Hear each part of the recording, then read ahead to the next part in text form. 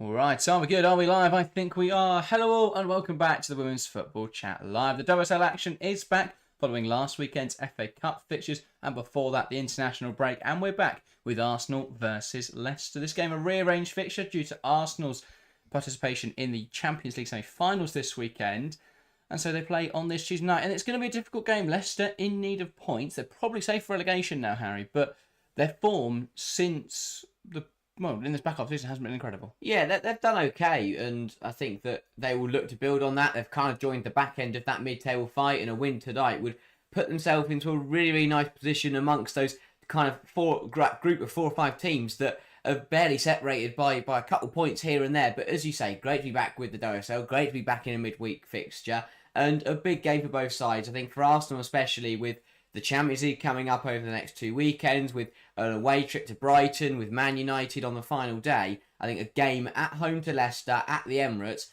is a big one because they need to win this. They've got a really tough run coming up, so win the games that look comfortable, win the games where you are the favourite, get some goals on the board, get 3 points behind you, and start to build some momentum as we get into these final few games that could decide whether they win the Champions League and qualify and finish second in the league, or whether they end up outside the top 3 and they get knocked out in the last 4. These are some big games for Arsenal. It starts tonight. Need a big win.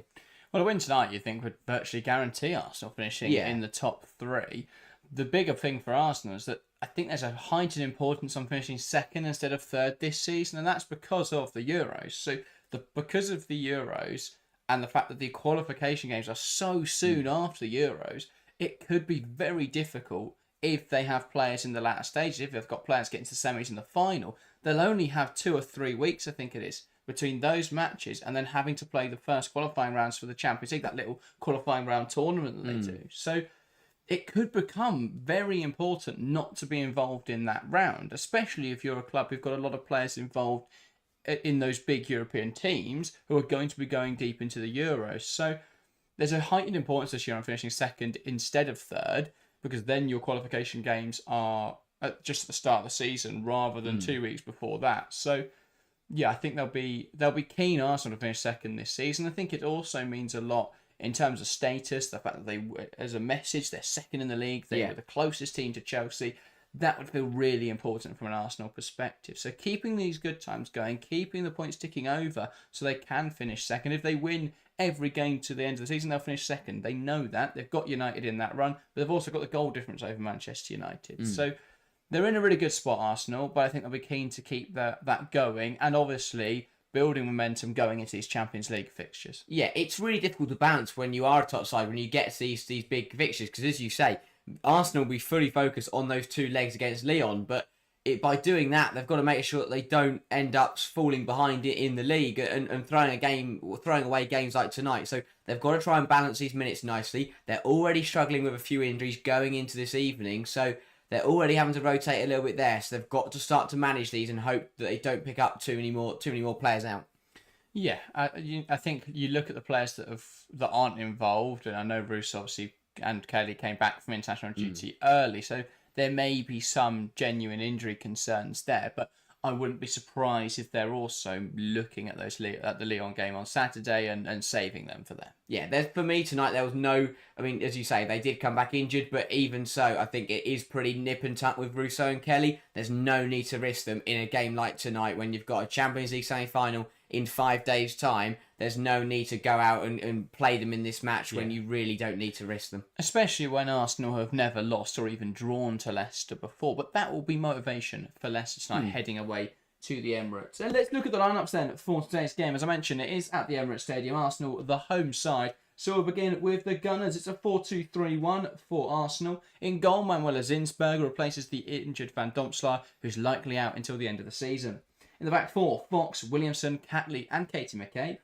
In midfield pivot, Caldente drops a little deeper today to play alongside Kim Little. The middle 3 of Mead, Marnham and Ford will be flanking the talisman Stina Blackstenius. So as we say, no Russo, no Kelly, but this Arsenal attack still looks strong. Yeah, very much so. As you say, I think that front 4 has had a fairly decent season. I think Caitlin Ford had a really strong campaign. Frida Marnham started really fast, has tailed off a little bit as we got to the middle of the campaign. As we've got to the end, I think Beth Mead's a player that has got better and better as the season's gone on, and her most recent WSL start against Crystal Palace was absolutely superb. And then Stina Blackstenius is a player that I think could really do a good performance today, and an opposition against Leicester, who, yes, they're very difficult defensively, but they are torrid on the road this season. I think it's a good opportunity for her to get on the score sheet. But as you say, it is a very strong Arsenal front line. We see Leia Avalti drop to the bench, which again makes sense, rotating the minutes, bringing in, dropping Carente, keeping Little in there.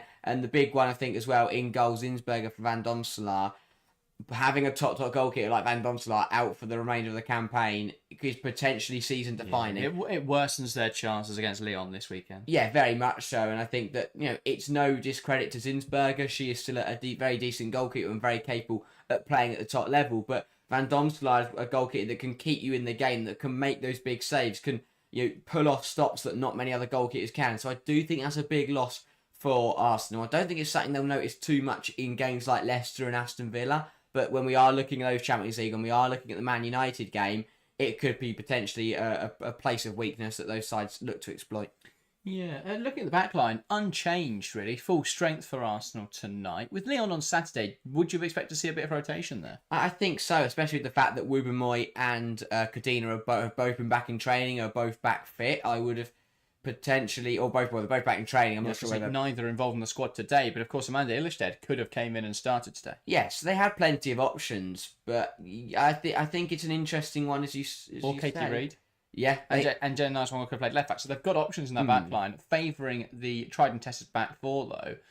And I get it, you want to stick with the same defence that's worked for you this season, but equally they've played a lot of minutes, that back four. Catley especially is someone who, because the other three had played pretty much every minute under Eindhoven, but Catley's come in and played virtually every minute possible under Slaggers. And I think one of the biggest problems with Slaggers at the moment is, giving me Gareth Taylor vibes, it's a lack of rotation there. Yeah, I think, as you say, that back four has very much been the safe area for Slaggers. It's the area that she hasn't dared to touch because it's working. And I think that I understand that when she started as the interim and she just stuck with what worked. But now that she's the permanent manager, she is going to have to find a way to start to rotate that defence in a way that she trusts her backline. Clearly, she's got the four that she values to be her strongest, but as you say, we've seen it punish other clubs where that lack of rotation leads to bad things happening. And the fact that Williamson played 180 minutes for England over the international break, I think it potentially this time it is swayed by the fact they didn't play on Saturday because they aren't in the FA Cup no more. So I potentially understand why that back four still starts tonight. Yeah, fair enough. Let's turn our attention then to the visiting Foxes. In goal, it's Janina Leipzig. A back four of CJ Bott, Howard, Tebow, and Asmita Ale. In the pivot, it's Sam Tierney alongside Janice Kaiman. Across the three, Kane on one flank, Chosa Notte on the other, Mamiki in the 10, and in the line, it is O'Brien. It feels like they're massively still missing a striker, Leicester City. I feel like, with obviously Noemi Mouchon's missed all of this season with an ACL injury, they're missing a talismanic figure in general, but their attacking players have stepped up at times this season. Yeah, they've done okay recently. 2 wins in their last 5, a draw in there as well. They've done very well. The last 2 results are positive, of course. Yeah. The 3-2 win over Brighton and the draw with Tottenham. Yeah, and that's the thing. It's an unchanged side from the draw with Tottenham, which I find interesting because I think they were pretty lucky to get a draw from that game. It was one of those where we expected them to walk into it and win it pretty comfortably, but Tottenham got Tottenham'd. I was going to say, it feels like karma for the reverse fixture where Tottenham didn't put a shot on target and won 1-0. Yeah, and I think that it's big though, because to be a side when you are in the lower area of the table, to pick up a result when you aren't playing at their best, it is a big thing. But as you say, a big win against Brighton the week before that. They've done okay to drag themselves out of that relegation fight, and they'll be hoping in these last 4 games that they can potentially climb the table further. Whether they can stick with that mid pack, because you've got a brilliant battle going on. They're 5 points off 6th. That's incredible. They got 2 game weeks ago. They're in the relegation fight. They could win 2 games and find themselves 5th in the league. Now, obviously, they need a lot of results to go their way, and that is probably impossible because of the fixtures. But if they did have a strong end to this season, they'd put themselves in a position of real strength. And for Arsenal, it's a very different equation. And while Sky may believe there's still a title race, it definitely feels now that it would be a stretch too far? It would be a stretch, but I think that from Arsenal Man United's point of view, they've got to look at it as they are still in it. Chelsea have not got the nicest run, to be honest. There's a chance they drop points at Man United and Liverpool, and suddenly it could be another goal difference decider. Which, to be fair to Arsenal, they've scored a lot of goals. They're there with Chelsea. They're level on goals and goals conceded. It's exact same record. Yeah, that's really, really strong. So, there'll be hope. They'll believe that they can still get something out this season. They'll believe there's still a title fight. But as you say, Chelsea, if they manage to win, Chelsea know they've only got to win 2 games and get a positive result in the other. So they're in a good position. If they beat Palace and United, then the title's pretty much sewn up. Yeah, so which feels very realistic. I mean, Chelsea haven't lost a game all season. That's the difficulty now.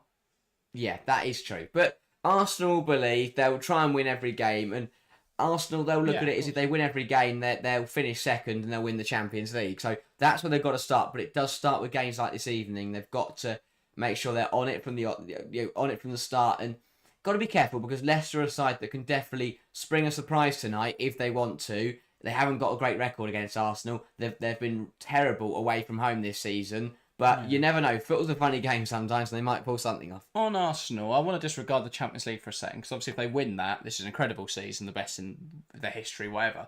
But disregarding that happening, because I don't think it's realistic this season, if Arsenal finish second this year, having not reached a cup final, is it a successful season for Arsenal? I think so. In a season you sack your manager, if you finish runners-up in the league, I think that is a positive season. And I think they've done very well to recover at the start, it looked like it was going to be a pretty rough season, and it looked like they weren't going to qualify for the Champions League, but it's been a really strong recovery. They've been helped out by the massive drop-off from Man City, but overall, I think it's been a good campaign as long as they hold on to those Champions League spots. Yeah, fair point. I think Arsenal are now in a position where their squad, in terms of age profile, is one that needs to be winning trophies with the players they've got. It should be. The problem is they've then got a difference in the fact they've appointed a young manager. That is true. But it's going to be interesting. I mean, obviously, if they win the Champions League in a few months' time, then who cares? They've done exactly what they set out to do.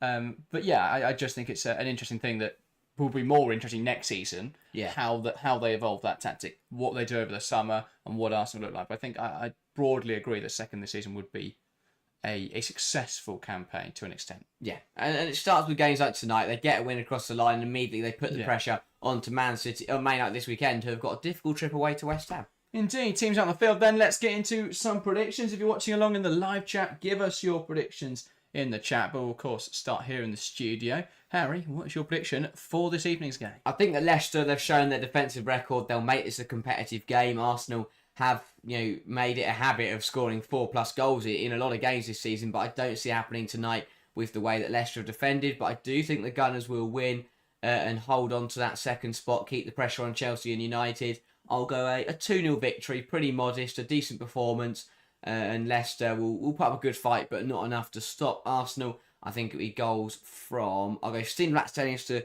get the first and Beth Mead to get the second. Yeah, I think this is a really difficult one to call because I could see an upset tonight. I don't think Leicester will win. I don't think they're capable of scoring more than one goal, and I think there's a good chance they'll concede this season despite their defensive record. But similarly to how they played against Chelsea, I think this could be a 1-1 draw.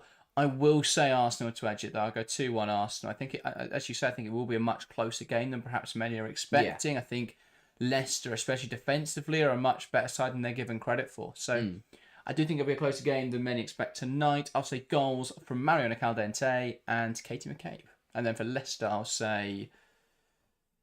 $1 million question, isn't it, with Leicester this season? I'd technically go Janice Kyman because she's one of the only players I've seen score this season.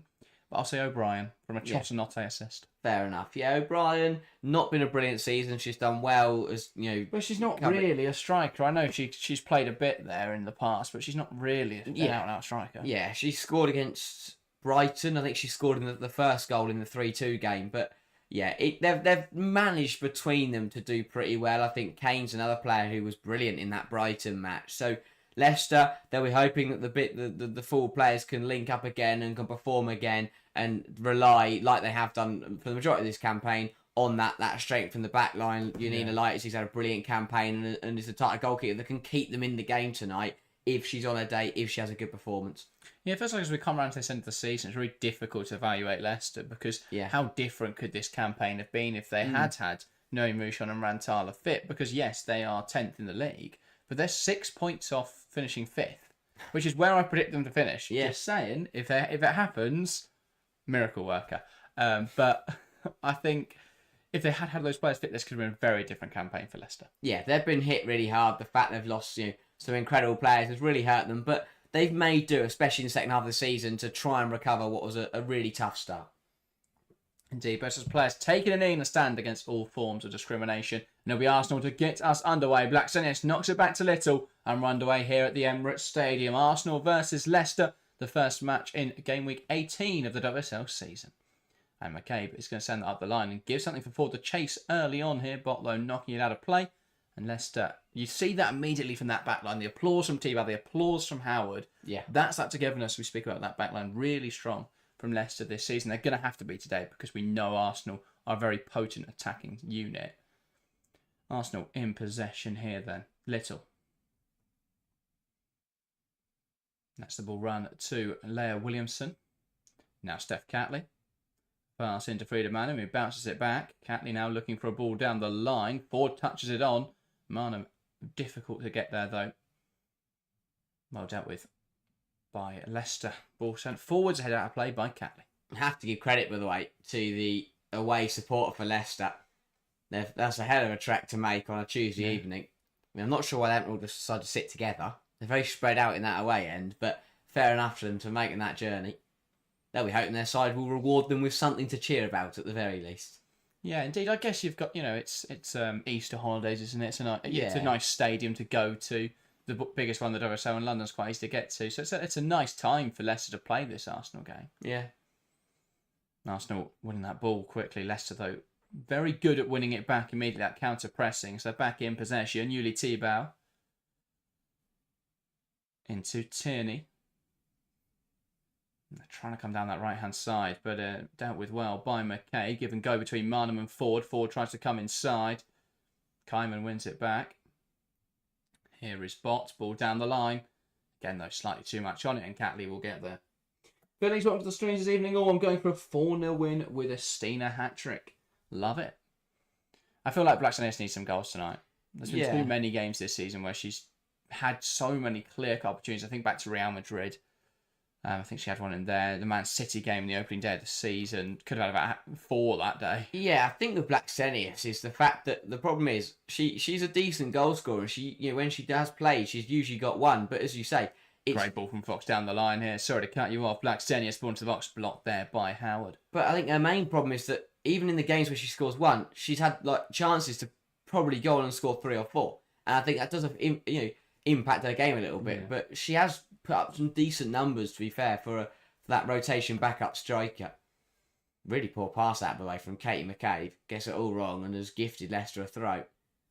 But it's important, as Phil saying 4-0, I think that if Leicester defend like the way they have done this season, that will be very difficult. But it's very easy for them to struggle. I just think that, especially the way Leipzig's played, she's a type of goalkeeper that on her day, no matter what a defence are doing, just won't be able to concede a high volume of goals. Yeah. The Leicester's away record, you mentioned it earlier though, abysmal this season. They've not won a game yet under Amandine Mikel away from home. 2 draws, 7 losses for the Foxes on the road this season. Arsenal coming forwards now.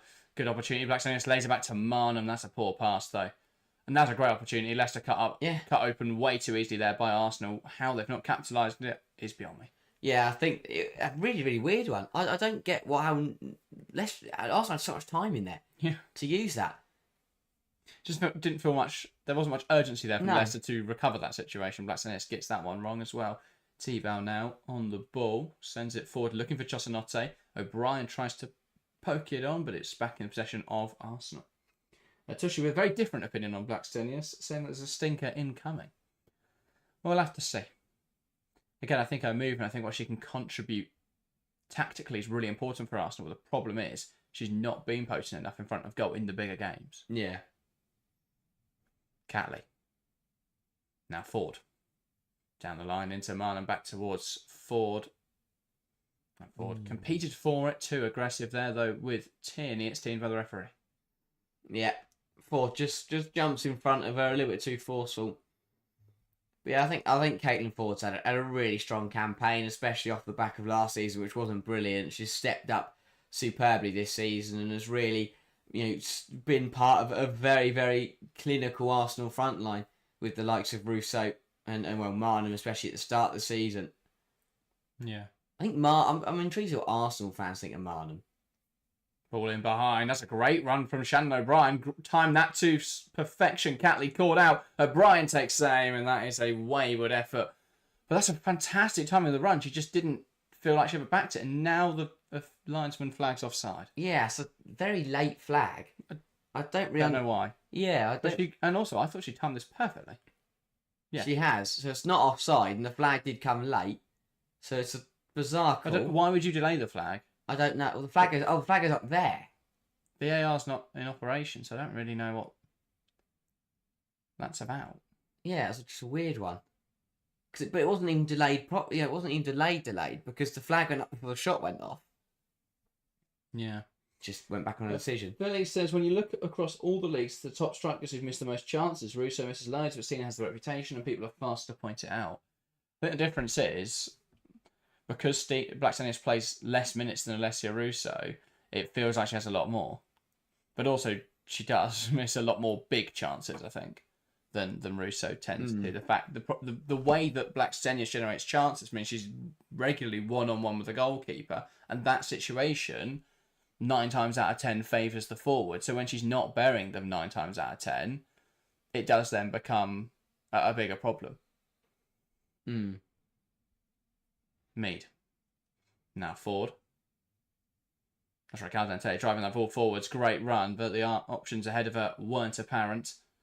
Leicester, though, clearing that into their own player, into the back of Chosanotte. O'Brien, though, picks up on the loose ball. Back now to T-Bow, under pressure here from Black Stenius and didn't get that control right. Now sends up the line. Picked off there by Emily Fox. Here is Frida Marnham. There's a good interception there from Janice Kyman. And that ball goes up the line. Kane trying to bring under her control. Here is Ale. Pass across now to Kyman. Flick towards O'Brien. There's Chestnut and Mamiki who got there in between it. And it's back in the possession of Arsenal. Catley. Now, Philly says, Marnham's a good goal-scoring midfielder, but needs to offer more in build-up. She's like Lampard for late runs and goals, but offered nowhere near enough in build-up. Yeah, I think that's a fair point, but to be fair, that midfielders aren't really, in terms of build-up phase, maybe in possession phase she's not involved enough. Because, yeah, she's an attack midfielder, but she should be involved in that phase. Build-up phase, not really what she should be involved in. Yeah, I think that my thing with Marnham is that I thought she started brilliantly. At the start of the campaign, I think she scored against, obviously scored against City, and I think a goal against Liverpool, and she had a really solid start. She looked great under Idaba. Yeah, and played very well, and that card has just disappeared as the season's gone on, which I just find a little bit weird. The problem for goal scoring midfielders is when those goals stop coming, what are you contributing? Yeah, that is true. I find it bizarre more that that they haven't really handed an opportunity to Kapaji. Great ball from Frida Marnham, and she silenced us there as she plays to the back post. Caitlin Ford finishes off, and it's Arsenal 1, Leicester 0. Really good ball from Frida Marnham, that. Just to pick out, she puts it into that corridor of uncertainty. Leicester players don't react. It drops to the back post, and Ford reacts first to finish it off. Yeah, that's a brilliant ball in from Marnham. We're criticising her, and that is a lovely assist. And Caitlin Ford has been really consistent this season, and that's been her area. That back post delivery, Ford getting on the end of it. It's another really those good creeping finish. Runs to the back post, because CJ Bott is focusing on her. Then suddenly there's a ball coming her direction, which she has to deal with, and she's not alert to it. And it's a late decision to try and intercept it. She doesn't really do enough in there, and it falls for Ford. I just don't think she's watching the play. Is Bott's problem, because she kind of turns and sees the ball and then runs it. But that's what I'm saying. She's distracted there by Ford. No, I don't think she was even looking at Ford, because she kind of she's looking off in the distance and looks back and goes, "Oh my days, Ford's ran and the ball's coming in." She's miles behind. I'd like to see that one back, because she looked like she was just looking straight forward or looking at something else. Really sloppy defending underway. Leicester cut the other way, and they've got a chance to put the ball into the box immediately.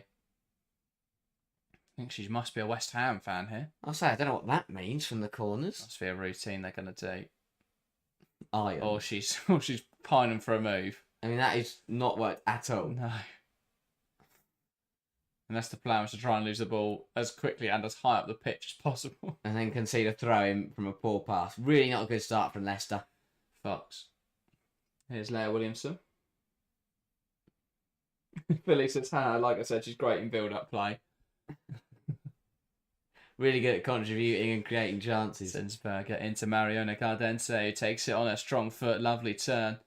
Under pressure, really good pressure from Shannon O'Brien. But Cardense, a player who can withstand that pressure very well. That's lovely football. Marnham with the reverse ball into Kim Little. Little plays it wide.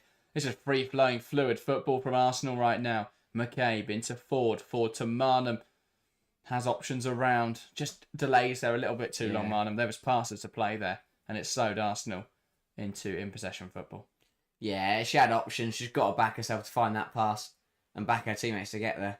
Yeah. It's really nice from Arsenal. They're such an overload there. I don't think she was worried there about playing the risky pass because they lose it, players are out of position. But I think they had such an overload, it would have been all right. Yeah. Leicester hadn't retreated quick enough. Yeah, Arsenal moving this ball really nicely. From Marnham, though. Yeah, didn't need to do that. Just got it wrong. But yeah, really nice football. The 1-2 touch stuff. Just keeping that pace behind the ball and making it difficult for Leicester to keep up. Freedom Marlon, by the way, I feel like it could be 30 degrees in the middle of summer and she'd still wear gloves. Oh, yeah. I don't know if she play football without gloves on. No, I can't recall a time. It feels like I only ever watched... It's been a while since I've watched Arsenal on stream, at least. I obviously watch them for the previews, reviews, stuff like that when we talk about them, but I haven't watched Arsenal on stream for a while. But yeah, it does definitely feel like they always play in evenings and in the cold. Yeah. Here's Mariona Cardense. Pokes one forwards to Mead, unable to get that under her control.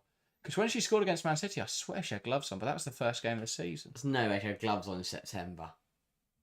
Surely Who not. knows? Yeah, they have picked the one day of April that has been cold and wet. It's not been cold, though, per se. The studio's really warm. We've not had a heater on, have we? Yeah.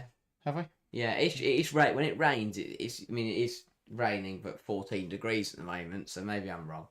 Who else hasn't noticed that too? Maybe the gloves are a superstition thing. Yeah, I'd assume it's that. It's probably more of like a cut or a comfort thing, rather than she's got freezing hands. But, yeah. Either way, it worked because she put a killer ball in and set out Caitlin Ford. Yeah. Another goal from Ford this season. Been a really strong campaign. If it wasn't for Alessia Russo, you'd probably say she's been Arsenal's best player. Yeah, potentially. I think Karen Tay's up there as well. But yeah, those three have been the front runners for Arsenal this season. Emily Fox darting towards the box, takes a shot that's blocked. Howard now just about deals. Now carrying the ball forwards, that's picked off there by Fox. Up in the air, Ale can't deal. Meads now, Caldense. Gives it to Katie McCabe. McCabe into Blackstenius. Blackstenius with a good run. Holds it up well. McCabe does well to hold on to the ball. Gets a shot away. It's blocked. Beth Mead. And that's drilled well wide. Good opportunity though. And I'm really enjoying these narrow runs of Katie McCabe. They're holding the width well with Fox. I know obviously Fox came narrow for the first goal, but a lot of what they're doing is holding the width with Ford and then allowing McCabe to make these runs. Yeah, it's really good football again from Arsenal. And Beth Mead just gets that wrong, tries to curl it in the bottom corner and just doesn't get any of the curl on it whatsoever. But it's another really, really good passage. There's a lot of bodies around her. She's looked to go around them. That's actually one that's got to be fizzed out the bodies because that's not what Leicester are expecting. Yeah. There's a chance it'll either deflect nicely or just squeeze through. Caldense. Fair chance to win the ball back. Leicester are pressing really high even when Arsenal have the ball in sort of the middle of the pitch. Yeah, I just do worry that... But Chosanote here is not going to get back if the ball suddenly comes into Fox. Yeah. That's the thing, I don't Very think... aggressive. The front forward's kind of got a mind of its own at the moment, it feels. Because the the double pivot isn't going with them, and no one's going with them. So they're going, and then there's just a back six, and there's just a massive gap between the two. Well, that's the thing. I don't know if it's a structural thing or whether Chosanote is just pressing out of position. If it's all on a line here. When Chosanote's pressed up onto Williamson. Oh, no idea. Ball over the top. But it's making the pitch very long at the moment. Well, I don't know if that favours them. Is my problem. We'll find out. It's going to stop Blackstone's running in behind. It is. That is true. That's going to stop Williamson being able to play the ball in behind if she's constantly marked. And it does give them this transitional threat, but the passes they just don't quite come off there for Arsenal. Yeah. For Leicester, and Arsenal win the ball back. Phil says it's nice to see McCabe give more attacking freedom. Jonas stifled her, in my opinion. Well, it's difficult, isn't it? McCabe's a really strong crosser of the ball. But, so I understand why you'd want her overlapping in there. I think the problem for Jonas, at least at the start of this season, was that it was just going to take time to adjust to having Caldente on the left wing, which is where he wanted to use her in the same way that Barcelona did. But the whole team had to adjust to that. Arsenal didn't want to wait for that to happen. No. And so instead we've seen Caldente using the left a bit, and they've started to develop on that, in that connection. But even so, they've used Caldente as more of a touchline winger when she has played out there. Yeah. Which I don't think is her greatest strength, but she can do that to a very decent degree. It's Mariana Caldente. She's not a bad player. Great ball in behind to Beth Mead. Great chance for Arsenal. Blackstone across. She squares it, and it's 2. And Leicester cut open like a hot knife through butter, and Arsenal double their advantage. Ball played through the lines into Beth Mead. Mead cut to back, and Blackstenius finishes it off well. Clinical and incisive from Arsenal. Yeah, it's a brilliant ball through initially from Caitlin Ford, I believe, who just takes it on the turn, sets Mead off, and it's simple. It's a 2-on-2. They've got plenty of space to use, but Ford on the turn, brilliant touch. She takes that ball so well, and it makes it incredibly difficult to deal with. And then there's such a disconnect at the moment. The pitch is so wide. Leicester's defence are too open, and it's making it easy for Arsenal. Yeah, really good football. Mead sees Blackstenius, squares it, and Blackstenius, nice finish, past Leipzig. Leicester, it's too easy, but Arsenal have got loads of space to use, and they are loving life at the moment. Really good start. She's so close range there, Blackstenius, that Leipzig had no hope. Yeah, and it's a good one. Yeah, it's a nice one for us. Their 4th Dosel goal of the season. Well, yeah, I mean, if Blackstenius had managed to miss that, I would believe there's some sort of curse on her.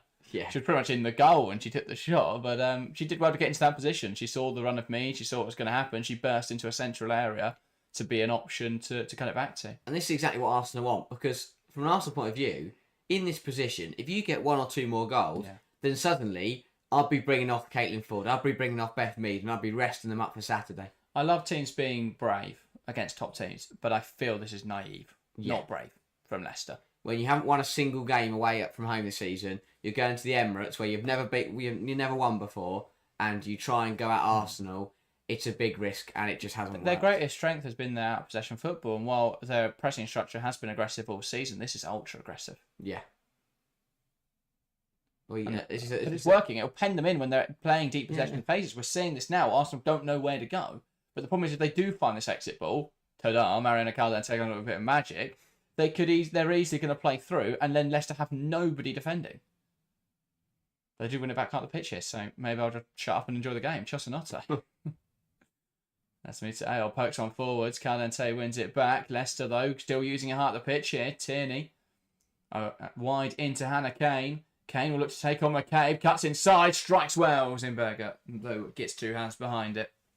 But that is the benefit for Leicester. By pressing super high, they're penning Arsenal in. If they can win the ball in that final third, they're going to be dangerous because they've got huge overloads. They've got a huge amount of players that will transition quickly because they're high up the pitch. But the problem is defending transitions. They've conceded twice now in defensive transition. That's got to be a concern for them. Yeah. But that was better. They show that when they do get in those areas, when they do win the ball back, they can cause problems. I like that from Kane. That was direct at McCabe. She ran straight at her and ended up beating her and getting a shot away on target. That's exactly how you deal with Katie McCabe. Yeah. Take her on. Mamiki. Nice ball inside, and that was almost a Janice Kamen. Ball forwards from O'Brien. Doesn't quite come off Mamiki high press, though, and that is going to go out now for an Arsenal throw-in, but it's deep in this corner. Yeah, okay, good again, response. Leicester will look to pen them in. Yeah, they're doing well. I think this is exactly how Leicester intended to play all game, but the problem was Arsenal found 2 gaps in their pressing structure early on and played through them. That's one with aggressive pressure. They're going to do it again here. Blackstenius, that's really good from Howard just to hold it up and delay, and that allows Leicester to drop. But Arsenal still coming forwards now with a depleted backline as Howard's caught high. Ford takes on Bot, and Leipzig looked to punch it, missed it, but it is cleared away by his meter Ale in there. Caldente looking to keep it alive. Here's Little. Now Steph Catley, ball knocked wide. Ford will look to take on CJ Bot again. Shimmies onto her right-hand side. That's cleared away by Kane. And O'Brien will give chase. Kane falls down a stormer out on that left-hand side. Just made the wrong decision there, but overall looks really, really up for it when she gets on the ball and she's running at players. Oh, what that's a cross from McCabe and he found its way into the net. Leipzig's done well to react to that. Just a mid-hiss crop that was aiming for Beth Mead. Josanotte driving forwards. Really good, though, from Little. Hopefully from Fox trying to deal with that. Now Kim Little. Catley.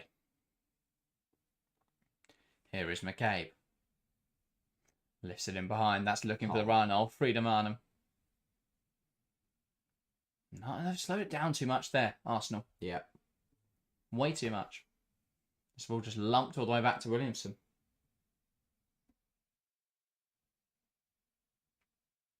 Now's the time where you slow it down. So that's what they're doing. Williamson into Little. Now Caldente.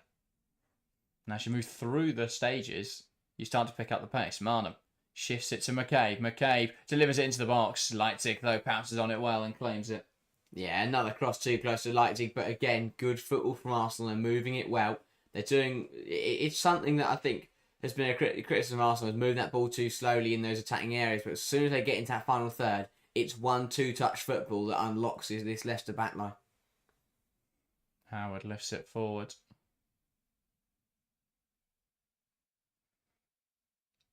And it came all the way back to her as it bowled forward from an Arsenal attacker.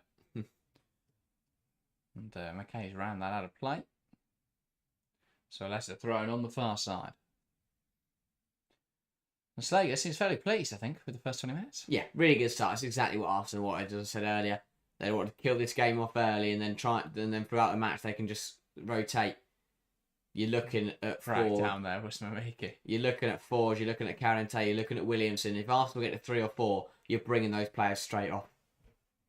Yeah, those players you expect to play the Lyon game. Yeah. Rest them as quickly as possible. Arsenal dominant so far, 71% of the ball, 13 touches in the opposition box to 1 for Leicester, 5 shots to 1, 2 on target to 1 on target. Fairly dominant display thus far from the Gunners. Yeah. Caldente. Now Ford wants to come inside. Ball one back there. Ford, though, claiming it again. Caldente. Little. Caldente back to Williamson. Marnham touches poor, and that's picked off by Janice Kamen. Now one back, though, by Mariona Caldente, who drive forwards here. Lovely run. Shifts it to Marnham, who tries to poke it through to Mead. Mead now wait for the overlap of Fox. That's slightly overhit, though, and seen out well by Chosanotte. Now that was a mess from Arsenal. They looked really good moving the ball and taking edge, but that was just one pass too many. The ball is brilliant from Caldente, lays it into Marnham, who should shoot, decides to go to Mead. Mead should try and work out a shot, decides to go to Fox and gets it wrong. I think Mead got it right in the decision. She just got the technique wrong. If she'd laid that with the right way, Fox was then going to drag a ball across the box, and there's a good chance for Arsenal to score. But I agree that Marnham probably could just let fly. Especially with the game state as it is. 2-0 up, it's a decent advantage. They're not desperate for a goal. Yeah. Marnham. Now it's with Ford. Still a player down here for Leicester. Referee will halt the game. Yeah, flags up on Ford anyway. Yeah, I did think that this potentially was a foul. It was a big tackle, I think. Was it Steph Catley who put it in? We'll have a look here. Yeah, it was just firm. I think it definitely was a foul, though, because she doesn't win the ball. No. I think she got away with one there. Yeah. Brian's all right, though, so... Yeah. Colin Carey says, as an Arsenal supporter, of course, I'm happy with the way it's going. As a Russo fan, though, I'm gutted. This is the game where she could have racked up the golden boot. Well, yeah, I get what you're saying. Slight injury, obviously, for Alessia Russo will be a concern. Hopefully, for Arsenal fans, nothing to worry about. Additionally, it could just be they're resting her for the Lyon game, which makes a lot of sense. That is the priority for Arsenal right now. There's still 3 more games this season where she can wrap up that golden boot. Yeah, especially with Kelly Shaw out injured. Yeah. Is she 2 behind, I think? Shaw's on 13, Russo's on 11? Yeah. And they still got to play Man United. Yeah. Checking. The United are actually incredibly good defensively this year. Probably the best defence in the league. But they, yeah, there's still games. They've got Aston Villa away and then the Brighton away game. Again, this sloppy from Leicester. Ford gets into a good area. Probably should do better with the shot. She argues that it took a touch and was deflected, but I don't think so. I think she just got it all wrong. Yeah, very positive 25 minutes from Arsenal. I think, as I said, if they get a third before half time, then they will look to start to rest up and just take their foot off the gas a little bit. Yeah. Williamson. Lifting it forward, looking for Stina Blackstenius. Yuli Tebow does well to hold on to that ball. Now plays it forward. Mamiki, good control. Tierney finds Janice Kyman. And Leicester moving the ball around nicely. Howard. Tebow. Ball forward from Yuli Tebow. Looking for O'Brien. Williamson makes a mess of that. And here come Leicester. O'Brien, not a lot of support up there. Holds the ball up. Looking for options. Chosanote joins her now. But Arsenal have got numbers back. O'Brien. Ale. Moves it across to Janice Kyman. Kane tries to go back to Kyman. No space in there though to play football like that. Just unlucky there. Shannon O'Brien again just showing she's not a natural forward. They've won the ball high at the pitch here though, Leicester. Kane again. O'Brien. I don't know what the flicks are from Leicester tonight. So many of them. Flicks around the corner and just play passes. There's no need for them. And they're just giving away possession really sloppily. Yeah.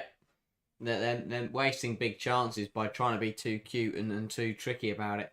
Just play it normally. Put a bit of weight behind the pass. Don't get me wrong, there's room in football for tricks, for flicks, all that sort of stuff. But in those moments, there's not. That's not where it works. Yeah, there's not so many players in and around the penalty area. It's not going to come off. And even say, when you're travelling away to the Emirates against a side like Arsenal, just get the basics right. You're already 2-0 down. You don't need to be trying to, do back heels and flicking it up in the air. Just get the ball on the floor and get try and get yourself some chances.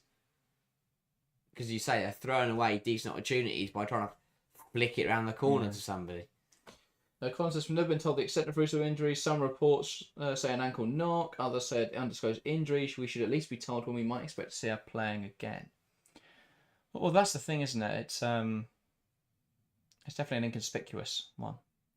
Because of we didn't see her get injured on pitch. I know she left England duty early, but that could easily have been either a small concern or just Arsenal want her back to rest up. Yeah. But I think it is more precautionary. I'd expect to see her against Lyon. Yeah. But we'll see. I think unless she's got a double leg break, she's playing the Lyon game. Yeah. I think Kelly's also in the same boat. It's one of those where they both missed international break for a reason. They both pulled out so they could get back and just rest up and recover at Arsenal. But I think Kelly probably could have played the second England game. I think it would have been more important for her in terms of cementing herself in the pecking order. But equally, Serena Wiegmann loves her, so maybe that's not as important as it should be. You don't want to risk it. No, I get that, but she's not played a whole lot of football, and for me, she wouldn't start against Real Madrid. But we'll see what against Lyon. Yeah. I think, I don't know. Thinking of the men's game and the fact they've already played Real Madrid this season. Okay.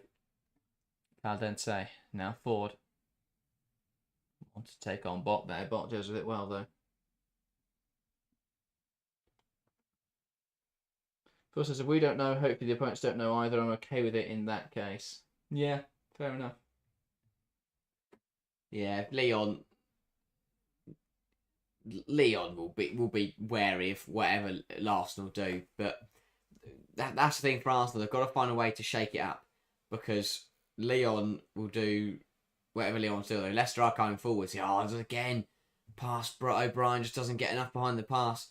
Chosanote was in if she could find the ball, but just not enough on it.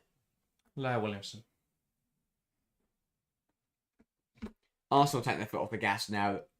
They're in a good position. Yeah. There's no need for them to go 110% because at the moment Leicester aren't really threatening to do anything. Williamson just carrying the ball forwards. Pass into Mariona Caldente. Drills one out to the left-hand side. Ford holding the width nicely. Waiting for options. Pass inside. Just going to deflect nicely into the path of McCabe. Caldente. Now Ford. Catley. Ball up the line. Marnham holds on to it well. McCabe. That's nice from Mariona Caldente. Now Ford to Blackstenius. Back to Ford. Chance to shoot. Does so, and it deflects in, and it's Arsenal 3. Leicester 0 on half an hour. And Caitlin Ford just had to take that shot in there, and she's been rewarded for it with a deflected goal. Lovely layoff from Stina Blackstenius. Great move from Arsenal. And they are in cruise control here at the Emirates. Yeah, once again, brilliant football. Great link-up play between Blackstenius and Ford, and it's another goal for Caitlin Ford. It's been a brilliant season and a brilliant half an hour for her tonight. Lovely stuff again from Caldente to set up the opportunity. Little give and go between Ford and Blackstenius. And yes, the effort's deflected, but the overall football was deserving of a third. And Arsenal in a very, very good position now have settled this game and have put this Leicester defence to the sword. And Caitlin Ford again causing problems left, right and centre for Arsenal this season. And good from Blackstenius as well. That hold-up play, that give and go with Ford. Really nice layoff, and Caitlin Ford struck it well. Relied on the deflection, but they all count the same, and that's her second of the game and 5th of the season for the Aussie. Yeah, only puts her 3 behind the top 5 in the league. Yeah. And we are back underway. 15 minutes till the break now. I think Leicester will be keen to see this half finish. Yeah. But Arsenal want to keep the good times rolling. Blackstenius, Mead.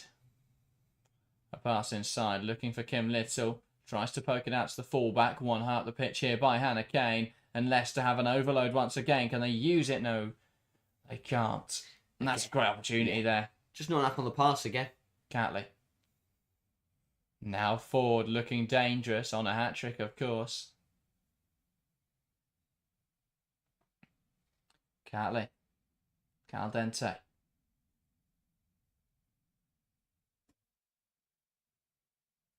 Options around her, Ford.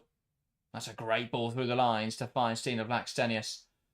It's smashed out of play there by Botts, but it did come off Blackstenius, and that's out for a goal kick. I think Leicester will be very glad for that. Yeah. Would you expect to see changes from Arsenal at half-time if it remains 3-0? Yeah, I think if they've got options off the bench tonight, don't they? 100%. I'd expect to see a lot of changes. Not a lot of changes, but, 2. There's not many there's no attackers. Kafaji's the only option. I think Kafaji will probably come on, but that's only going to rest Marnham, which doesn't do a lot. I think I'd go Cooney Cross. Vouty will probably come on. I'd go Cooney Cross for Caldente. Would be mine. Okay, that could be it. And or Palova. Unless I think she's fit to play Leon. Potentially, I think a Niswanger for Williamson, and you just reshuffle that back line is an option. Or Reed said if she can play 45 minutes. But yeah. Katie Reid. Or Reed, yeah. So I do think that Arsenal should make changes at half-time now. Are you surprised? I mean, obviously, we said at the start, with the benefit of hindsight as well, you surprised they went as strong as they did tonight, Arsenal? Yeah. They haven't been troubled defensively so far this evening. So to go for a full-strength back line, I think, is potentially an oversight. But yeah, I think that if as long as they don't concede in the next 12 minutes, then I do think that we should see changes from Arsenal. Fair enough, and a chance now for Arsenal to make it 4. Blackstenius with the legs of Leipzig. Not the right decision there, but it will be recycled by Katie McCabe. Now it's with Little. Yeah, Blackstenius had to pass that. Yeah.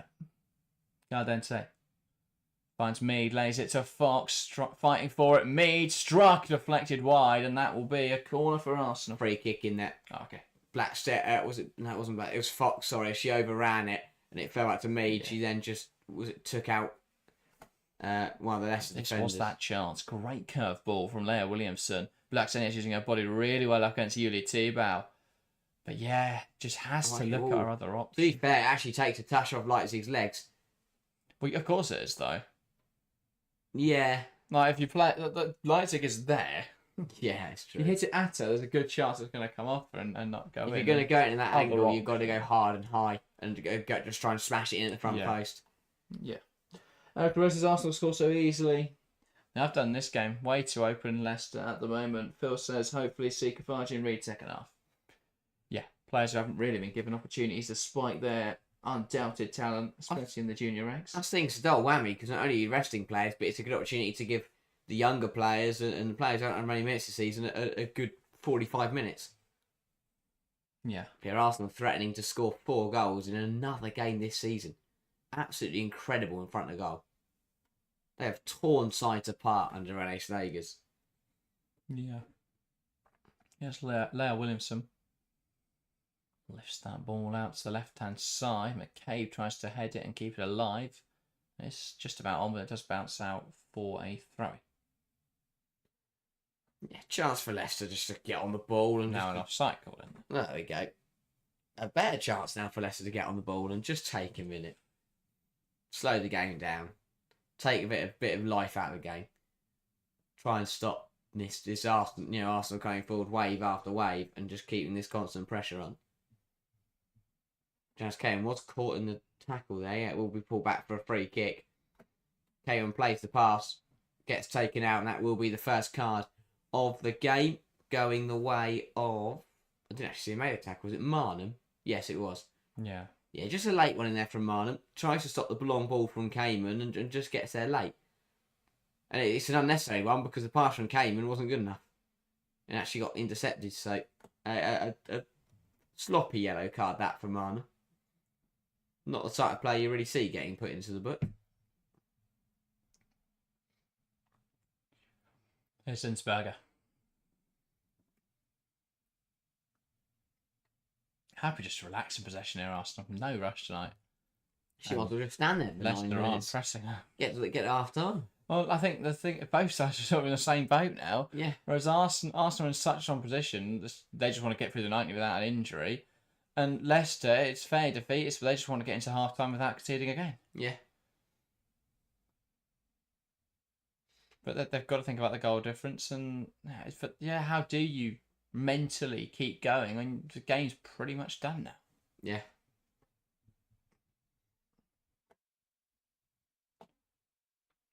I think a lot to... Overall this season, a lot for Leicester and a lot for Amandine Mikel to think about going into the next campaign because it has been far from perfect. I mean, if they do end the season without winning a game away from home, that is just not good enough. It's as simple as that. Yeah. It's Beth Mead. Now Mariona Cardente. Nice drive. Fox out wide to Mead. Have Leicester travelled to Palace yet? I don't think they have. I'll have a look at their last 3 games of the season are. Yeah. Because there's... Yeah, home to City, away to Palace, at home to West Ham. So there's a chance to save what could be an ugly record if they do manage to beat Palace away. No, 5 points. Well, on the road this season. It's not an ideal situation, but... 1 win is better than 0, obviously. Yeah, they've got work to do. Once they're next season, once they've got star players back from injury. Nice football from Arsenal. Fox does well. Thought about putting the ball in, but just not tracked her well. Mead. Williamson. Now Catley. Blacksenius holds it up well. Caldente. And that's picked off there by Mamiki, but Catley will get in front of it. A good interception. Ball lifted over the top by Williamson.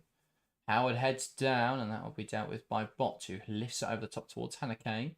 So with Marionette Caldente, now Catley.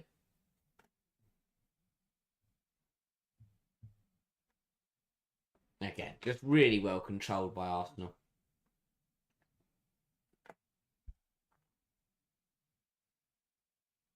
Indeed. Zinsberger. That's a good point though. About the goal difference, is that it could be important coming into the season. For Arsenal, yeah. Leicester should be fine. They're oh yeah, 7 points ahead of Crystal Palace. Even if they lost that Palace game, there's still 4 points in there, and that relies on Palace getting a result at either Chelsea, West Ham, or Man City. Yeah, Leicester are absolutely fine. It's just whether they want to climb that table and get into that. If they can get into the top half, I mean, that's a completely different story. Yeah. And that's the thing, it's really hard to judge with that because, as you say, I said earlier, if they finish 6th, then suddenly it looks like a really good campaign. But if they finish 10th, then it looks like a pretty poor one. So these last few games for Leicester could really decide a lot. Although Arsenal coming forwards again, looking to cause more problems. That's better. That's good defending from Cayman. And for Arsenal, well, this game continues a very good streak of scoring goals. The last time they didn't score 3 or more goals in a WSL game was the Chelsea game in January. Wow. I mean, that is incredible. That is a brilliant run. Ridiculous run in the league. I mean, in that time they've lost 2-0 to Real Madrid, lost 1-0 to Liverpool, lost 2-1 to City in the Cup. But in the league, they've been really strong. Yeah. It's part of the reason why they're sat very nicely. It's how they've caught Chelsea up in terms of goals scored this season. Yeah. Because they've smashed and because they're level on Chelsea, they now put that pressure on Chelsea. They've got to get, if they want to keep that goal scoring record the same, then they've got to get 3 goals or more against Palace. Yeah. I mean, obviously goal difference shouldn't matter this season like it did last, but we didn't think it was going to matter last season until Chelsea suddenly lost to Liverpool. So I think they'll be keen to ensure that goal difference is in a healthy place. Here is Mariona Caldente. Too little. Caldente. Lifts it out wide. Mead. And the pass back now to Williamson is dealt with. Headed back towards the area, and that is cleared away by O'Brien. Oh. Catley trying to keep this ball alive in her head, and I'm not sure why, but she's got away with it. Don't know how she got out of that. Looked like one of those seals. Yeah, that was really silly. Just bouncing the ball on her head. Luckily got away with that one because Mimiki was hounding her. Yeah. Could have ended very badly. That's a nice switch though from Steph Catley to Mead. Well, one back though by Ale. Ah, that's just... yeah, Leicester just trying to progress the ball this evening. It's just not been good enough. The passes have been really poor. Fox. Tried to take out Mariona Caldente there. Caldente ducked just in time. Well dodged. Nice football from Arsenal, linking up down the left-hand side. McCabe cuts into the box, dealt with well by Howard. It's going to drop in there for Freedom Arnhem, who will put it back across the box. Howard, the one in front of it again. And Arsenal with a corner now. Yeah, really good defending. Brilliant combinations down that left-hand side for Arsenal. Good ball in from McCabe. Howard deals with it initially. Then I'm not quite sure what Janina Leipzig plans on doing when she just comes running out aimlessly at this ball. Luckily, she halts herself. But yeah, Howard gets it away again. Arsenal corner. Good defending though from Howard in that Leicester back line. Has had a very decent. Well, the whole Leicester back line had a decent season tonight though. Not been their night. McCabe, Mead, ball drilled in there, and that does come off a Leicester player. That's out for another corner. No, it does come off an Arsenal player. I thought initially, but given the Arsenal protests, perhaps I was wrong, but no. Yeah, I couldn't work out. Leicester goal kick. Both challenged for it. But yeah, again, Leicester a chance to... And I like the fact they're still trying to play out and they're still trying to use the ball, but it has cost them tonight. Trying to be so attacking, trying to take the game to Arsenal. Really hasn't worked. Leicester coming forwards now, though. Jazz Kerman across to Chosanote. Carries the ball well. Options on the right-hand side. Chips it over towards Hannah Kane. Now we'll swing one into the box. Header one. It's going to drop in there for CJ Bott. Can't quite get there. Good challenge by Caldente. Now Tierney from range. That won't trouble Zinsberger. Sees it all the way and claims it. Yeah, not bad from Leicester. Better football. Gets that ball in from the right-hand side and just no one can really get a shot towards goal. Tierney does well there to keep that one down and to get it, towards Zinsberger. As you say, not really challenging her. Here is Little. Another overhit pass costing Leicester in a good area. Williamson carrying that ball forwards well. One back in there by Howard. Now Caldente. Here's Freedom Arnhem. Options to her left and right. Goes to her left-hand side. Here's Ford. Back to Marnham. Good challenge in there from Janice Cowan. Yeah, well recovered. Marnham's just got to pull the trigger there, though. Now again, Leicester takes playing too out long. well. Mamiki lifts it in behind. Finds Shana Chosanotte. Is competing for it. Fox, though, back to Zinsberger. Well defended from Fox. Just gets her body between Chosanotte and the ball. And as much as Leicester Winger tries to hound her, it's well fended off by Fox. Well, Leicester have done what they tried to do, which was get to 45 minutes without conceding again. They're going to have to survive another couple of minutes, though. And that's 2 minutes of additional time in this first half.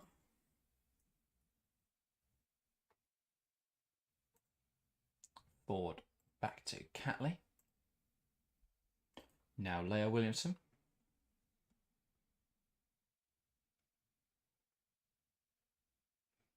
Caldente. Marnham. Caldente. Pass out to McCabe. Now Marnham. Players queuing up in the box. And that is put out of play by Sophie Howard. Yeah, again, good defending from Howard. She's the one getting in front of those crosses at the moment and stopping that ball from getting in the Leicester 6-yard box.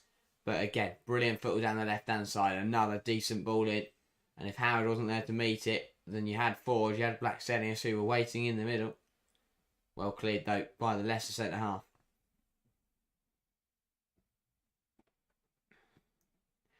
Fourth before half-time would really put Arsenal in a very, very comfortable position. Indeed. Ball into the box. Headed towards goal by Williamson. Cleared away in there by Kane. Kept alive now by Arsenal. Little. Caldente back towards Kim Little, but she'd have to be the road runner to get to that one. Yeah, a little bit overhit. But again, another, was it Williamson who flicked it goalwards from the corner? Well blocked again by Leicester. They've done better at just getting those bodies in front of that ball. We've seen it a few times now with crosses, and another good example here with the shot. Just getting a body in the way and getting it clear. Yeah, they didn't deal, though, with the run of Leah Williamson. That should be a concern, because no one picked her up in that. But given the nature of her run, the angle of her run, it was a very difficult one to turn goalwards, and fairly easy deal with for the player on the line. Williamson competing for it up here. Blackstenius does really well, strikes it, but that is a wayward effort. And that will draw the first half to a close. At half-time at the Emirates, Arsenal 3, Leicester City 0. 2 goals from Caitlin Ford and a goal from Stina Blackstenius sees Arsenal 3 to the good as we reach the break. Leicester at defensive troubles. I'm going to leave you to give your thoughts on the first half. We'll take a quick break. Do you want a drink? Yes, I would take a drink. That was a very, very good first half from Arsenal. Controlled it from start to finish and looked very, very comfortable. And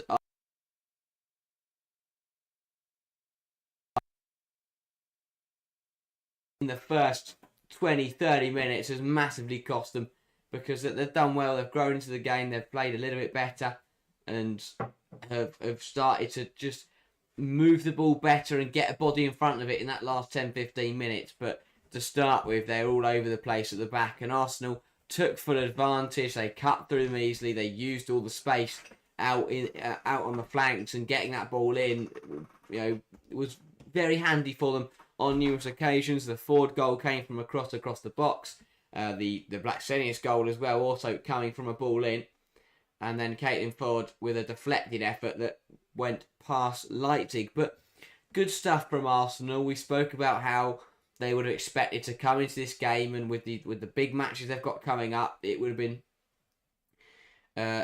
paramount that they started well in this game, got ahead, looked comfortable, and then they can start to think about resting up some players. They can, take the 3 points, start to build momentum, and focus on their bigger and more important games at the end of this campaign. But exactly what Slagers would have wanted from that first 45. 3 well taken goals, still holding on to their clean sheet, and in a good position to go on and win this game. And bar some incredible Leicester comeback. Arsenal should see this through. We spoke about it as well midway through that first half, that now Arsenal are in a position where they may look to make changes and may look to rest up a few key players, the likes of Calvert-Lewin, Williamson, Ford, who, yes, Ford's on a hat-trick, but I think that Arsenal would like to have her fully fit and raring to go for the weekend, the Champions League semi-finals this weekend and next. But this is a performance that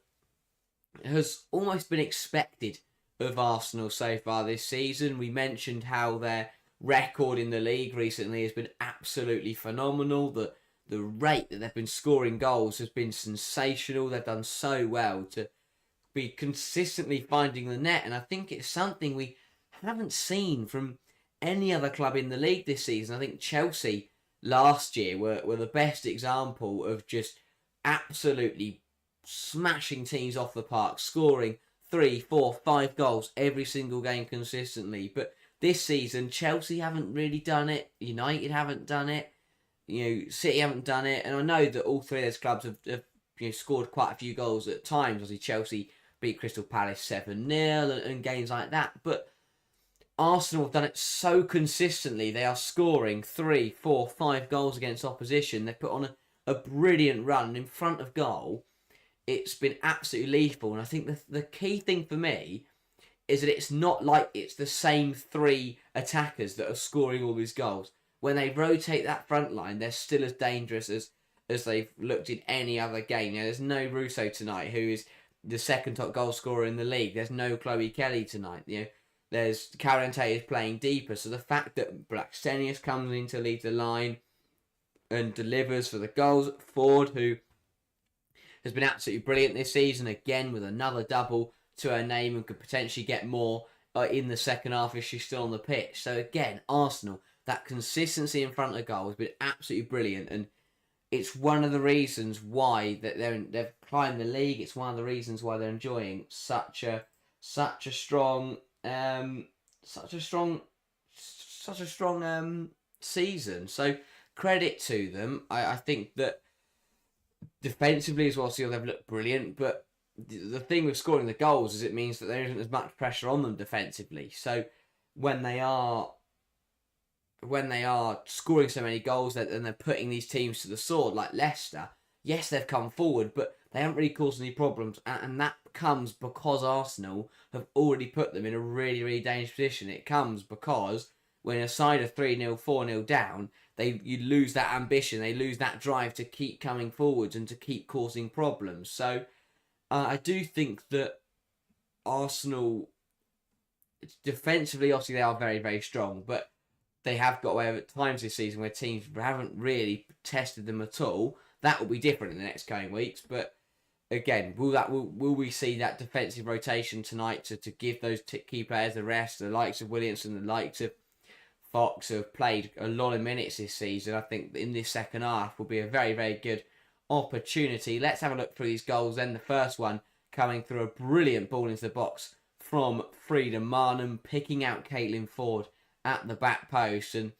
Ford finishing very nicely. And again, I think it's been a trademark goal for Caitlin Ford this season, is that ball to the in that back post areas. When the ball gets played to the far post, she's the one making that run and finishing from close range. And yes, it's not the most flattering finish, but it's the consistency. She's always there, she always gets the timing right, and she always manages to beat the goalkeeper. So it's become the typical Ford goal for Arsenal. The second one, again, really nice football across the pitch. It was Ford who played a brilliant ball into Beth Mead, and Mead and Blackstenius had plenty of space to use. Mead cuts it across to Blackstenius, who fires it past Leipzig into an empty net, and that, after 16 minutes, put Arsenal in a very, very good position. Again, Ford, brilliant ball to create the chance, and Beth Mead, who has looked much better in recent weeks with another assist to her name today. And again, I mentioned that attacking consistency. It's really good for Arsenal to have all these players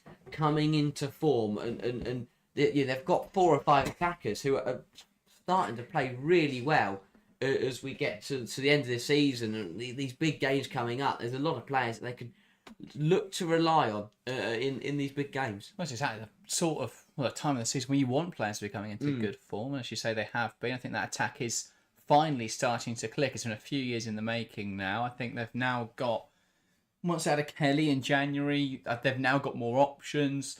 Once they had a Cal Dente at the start of the season, that added a real creative force to their team. So, yeah, I think they've now got a lot of options. I think if they were looking at how to improve it, they'd be looking at another creative attacking midfielder, which is sat on their bench.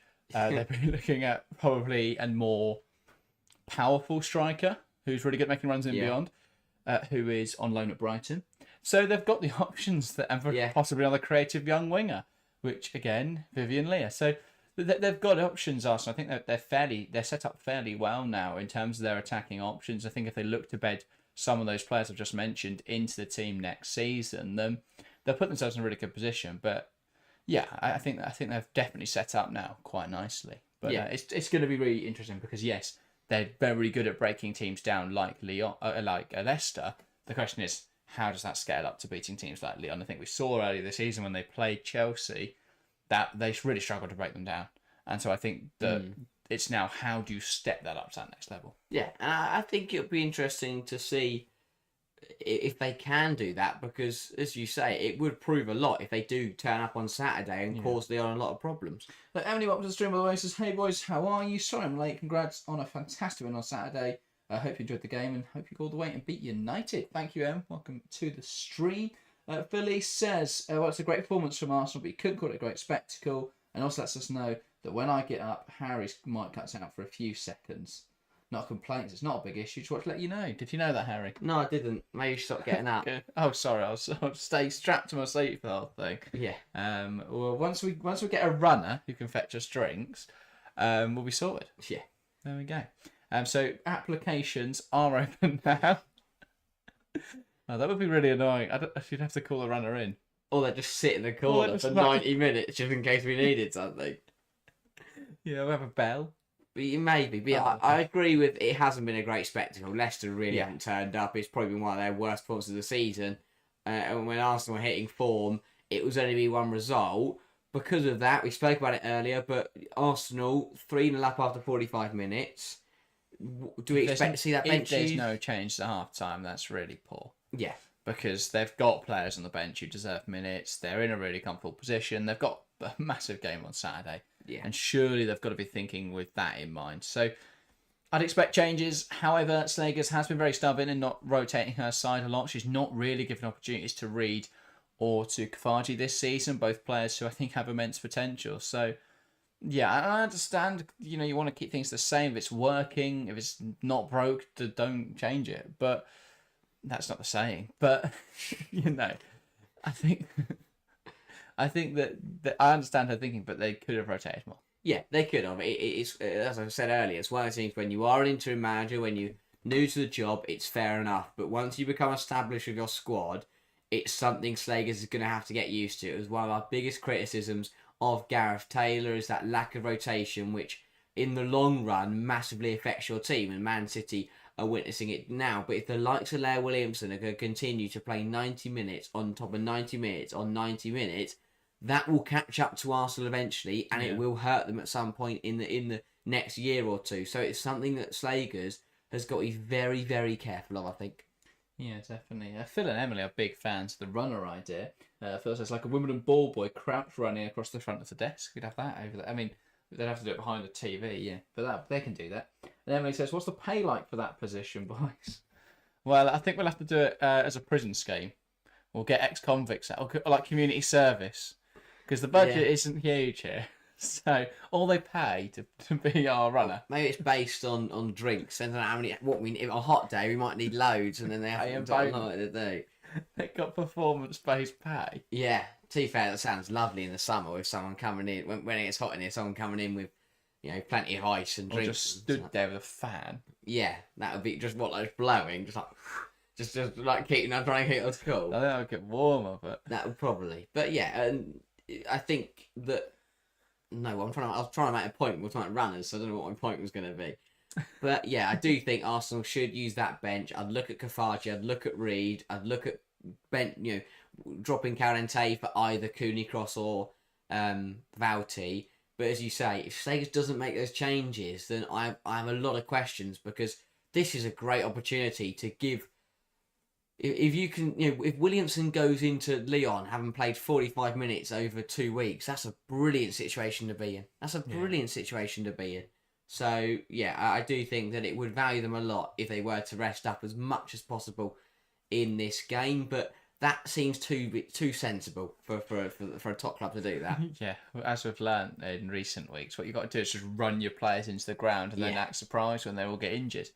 But, yeah, I think Arsenal this season, their squad's still strong, but I think that's what they'll be looking at in the summer. How do they take it to the next level? And that is players warming up in kit. So that does look like changes coming for Arsenal.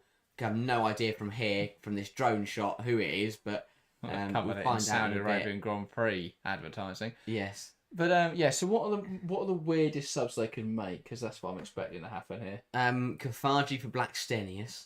No, that would make more sense. Oh, that's not strange. They bring on Valti on when they need her for Lyon on Saturday. Yes, that is true. They bring her on to play 45 minutes, or rest Catley over Williamson and things like that, and just Well, to be fair, Catley's played a lot, but and I guess whole back line. To be fair, I do forget they have played quite a bit. But at the start of the season, you've got to remember that Catley and Williamson didn't really play because Idaval was rotating Cadena and Woob and Moy, and Catley didn't really feature on that left-hand side. Well, so that's the thing, Idaval was only there for...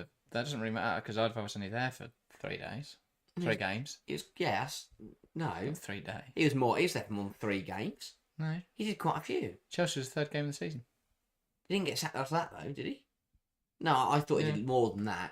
Yeah, but when you factor in He had all the stupid Champions League and the FA Cup, He did in the league 4 games into the season, but he'd done Rangers, Rosenborg, and then 2 legs against Herken. Well, they sacked him and early. The Bayern game in the Champions League group stage. Poor bloke, shouldn't have sacked him. And then 4 games in the league. But the problem is they were 4 games into the league season, had lost to Chelsea and drawn with City and Everton. So they were already. But again, it wasn't really performance based. It was the fact he lost everything. And he wasn't sacked, was he? He left by mutual consent. I hate that wording. I wish it would be like it goes. Manager's been sacked because they're rubbish, and the manager comes out in an interview. That is Leia coming on. And Victoria Pelova.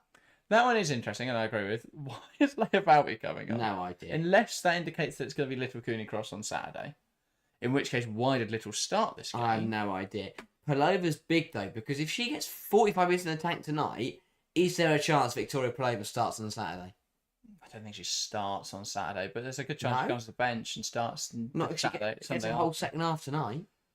She's already had a sub appearance. Yeah. She's been playing for the under-23s, 45 minutes in the tank tonight. Possibly. She just hasn't played much this season. I don't know why you'd risk her in a game like that against Lyon. Because it's a Champions League semi-final.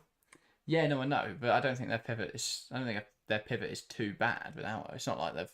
True. And she's a good player, but she's not like Khadija Shaw level influence or something like that. I think she's good. You risk it at all costs. Like.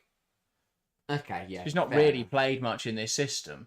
It's not like she played earlier, then she's been out for a spell. Yeah. She's come back from an ACL injury, so I don't think she'll start Saturday, but we'll see. So you double change Ford and Marnham. Oh. So Calante out to the left-hand side, Valti and Pelova in the pivot. So Ford starting Saturday. Yes. And so's Marnham. Why would you rest why would you rest Marnham over Calante? And if you're making attacking changes, why wouldn't you use Rosa Kafaji? Slagers knows I've captained Calante in Fantasy WSL and I need the points. That's why. So thank you, Renee. No, I really could do with some points. That's bizarre. You said they'd be weird subs. They are weird subs. And they do shape change, and Leicester gets back underway. So it's Pelova in the 10, which is not where I expect to see Victoria Pelova. Oh, new role could be very interesting. Yeah. Yeah, I don't get to watch Calante left back because McCabe gets Why would you make attacking changes but not bring on any of your attackers off the bench? And Pelova wins the ball high at the pitch here for Arsenal. Options around her. She'll carry it forwards here. Victoria Pelova waiting for some support. Uses McCabe. Now Caldente. Nice drag back to open up some space. Valti, Caldente. Pass across to Williamson, who brings under our control nicely, needs a forward option. Vouty bounces it to Little.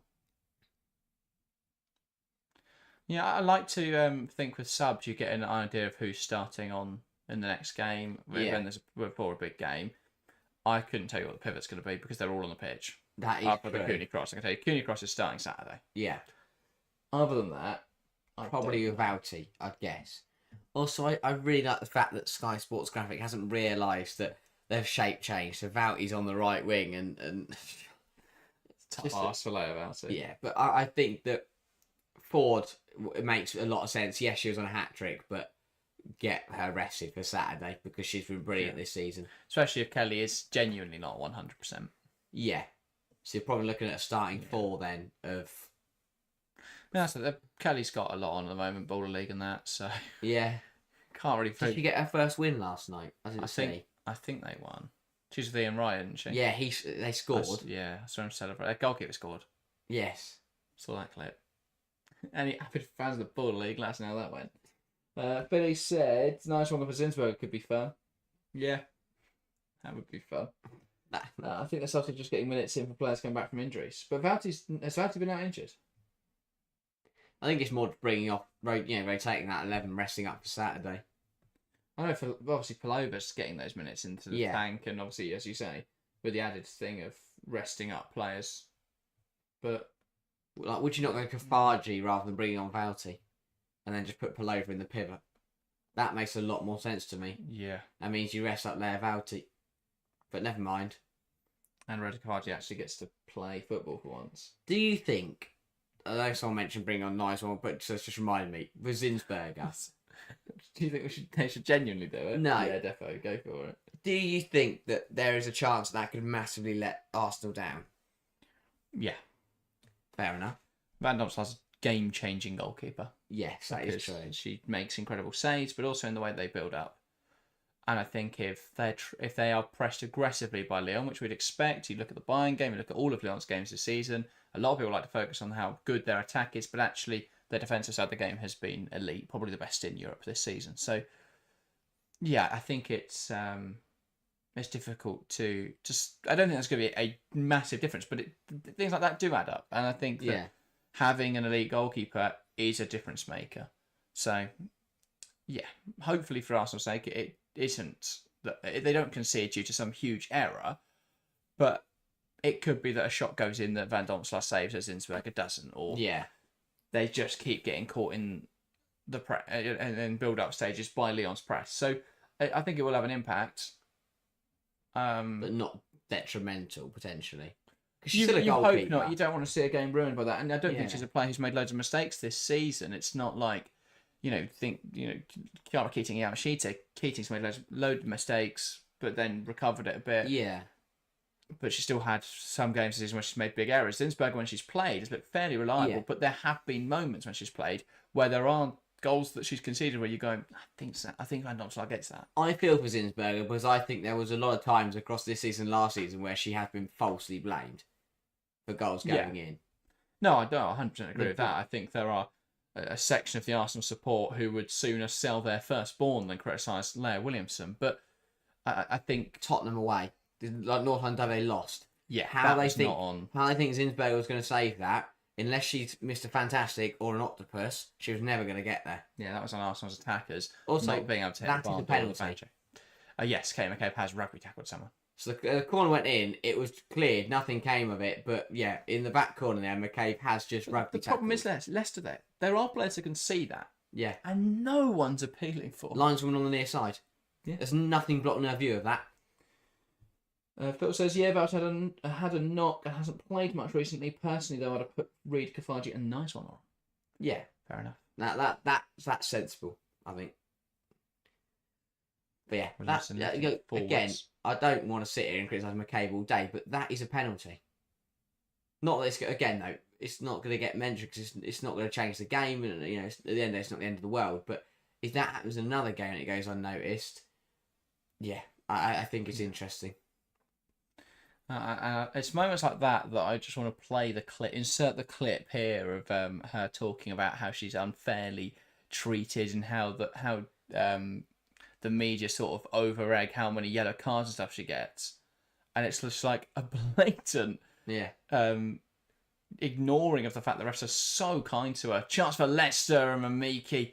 Really unlucky there. Strong defending from Williamson. Ale wins the ball high at the pitch. A chance for Leicester. Ball's cut back now to Chosanote. Delivers it into the area, and that's claimed well by Zinsberger. And now they look to break down this left-hand side. Caldente.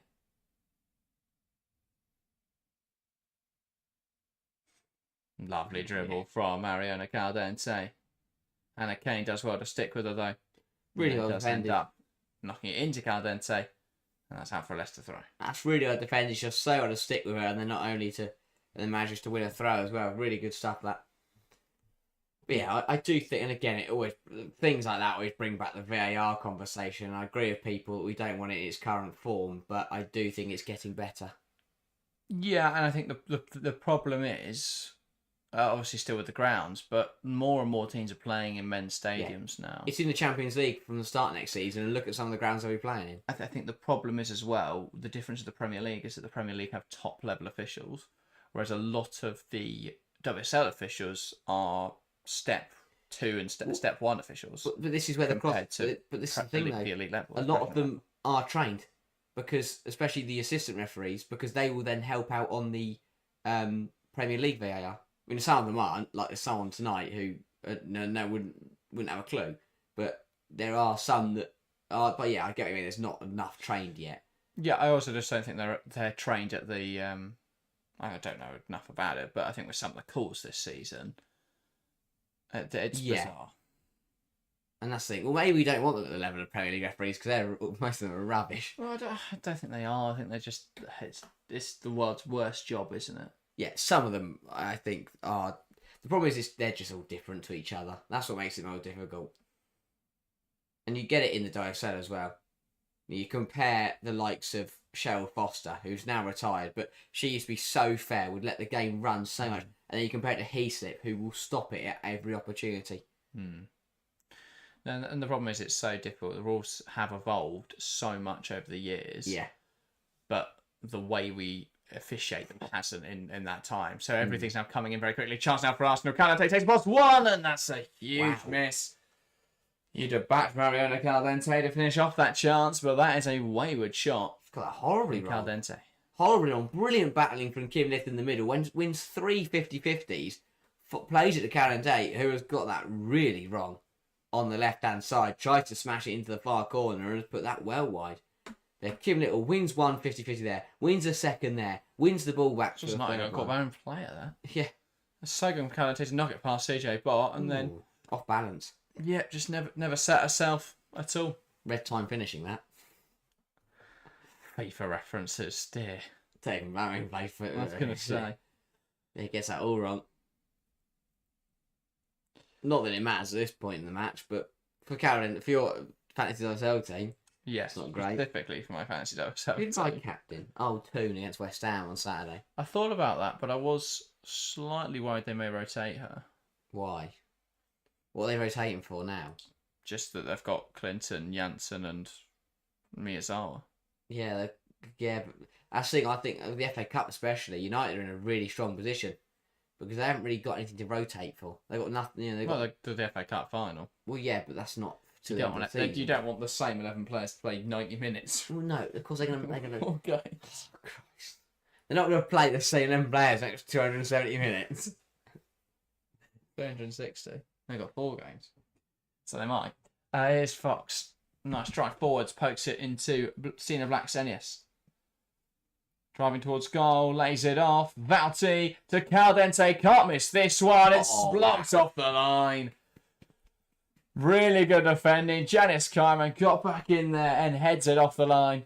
Brilliant. That is absolutely brilliant. That's exactly what you want from your skipper. Really good football again from Arsenal. Caldente doesn't do too much wrong, but that is absolutely superb. Body on the line defending from Cayman. Indeed, as Leicester's captain denies my fantasy team captain. Oh, what a leap.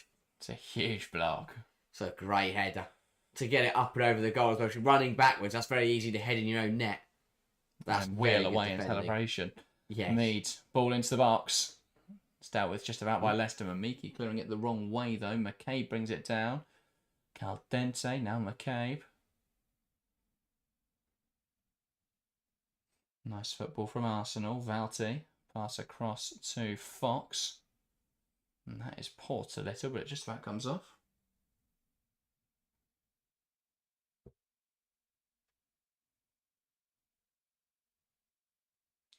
Here is McCabe. That's dealt with by Yuli Tebow and headed away. McCabe will battle Bot for the ball. But Bot sends it up the line. Here's Chosanote. Handball in there from McCabe. Or it's offside, actually. No, it was handball. Yeah, it was just kicked into... Yeah, that's what I thought. But yeah. The way that the Leicester players were all looking up the line, I thought it was offside. Kicked it into her arm. They all just sort of sat on it. Interesting. Like CJ Bot for the first goal. Valti. That's a massive overhead pass, and Yeah. there's no need for that to be absolutely drilled at Blackstone to that sort of range. Leicester are getting away with it because Arsenal could be 5 or 6 and up by now. Yeah. But again, there's no incentive to go forwards for Arsenal. They miss a chance. Oh, diddums. You know, for the fans, they probably want to see a lot more goals, keep them warm. Well, they probably are quite warm, to be fair. It's 13 degrees. Caldente. Blackstone, yes, really nice hold up. Valti. Palova tries to push it back to Little. One back now by Leicester, and Leicester will break the ball to the left-hand side as Kane looks to take on Fox. And Fox kept on the pitch well, to be fair to her. Now Little. Fox. Williamson. Now to Catley.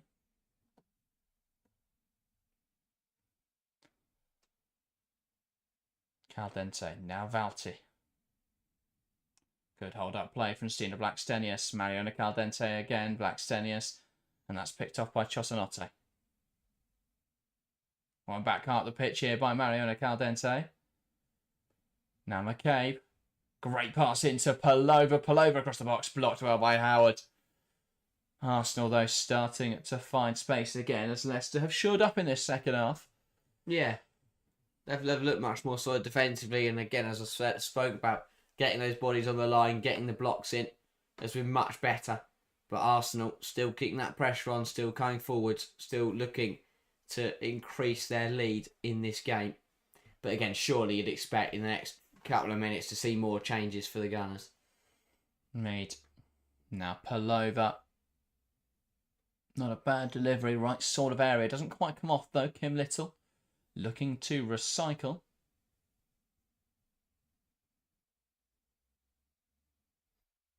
Fox. That's a good delivery, as me say, although the player that gets there first. Now Leicester will look to break. Again, Leicester doing better, but getting that ball first. Getting that first contact, getting that first header away before an Arsenal shirt can get something on it.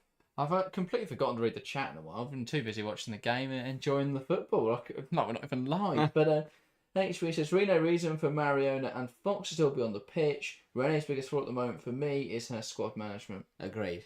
Yeah. I agree with that. I still think there's some tactical flaws, but I would say, yeah, squad management, big flaw. And yeah, but perhaps next season it'll be different if she's got a summer to build a squad to her liking. But still, there's some very high quality Arsenal players, or good quality Arsenal players that haven't been utilised enough this season. Aaron says the rules can't be flexible to the situation. If it's a penalty, it's a penalty. I think that's back on the McCabe one. Which, yeah. And just say for refereeing. The problem is the rules are the same. It's that the referees apply it in different ways. Well, that's the thing. It's ambiguous, isn't it? All of the ruling. Like, take any rule in most rules in football. It's really difficult.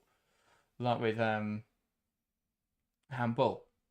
How do you judge intent? How do you judge if it's a natural position? Because do you know what? Where is the line? Is this natural but that not? It's very difficult, isn't it? No, that's not natural because no one walks around like that.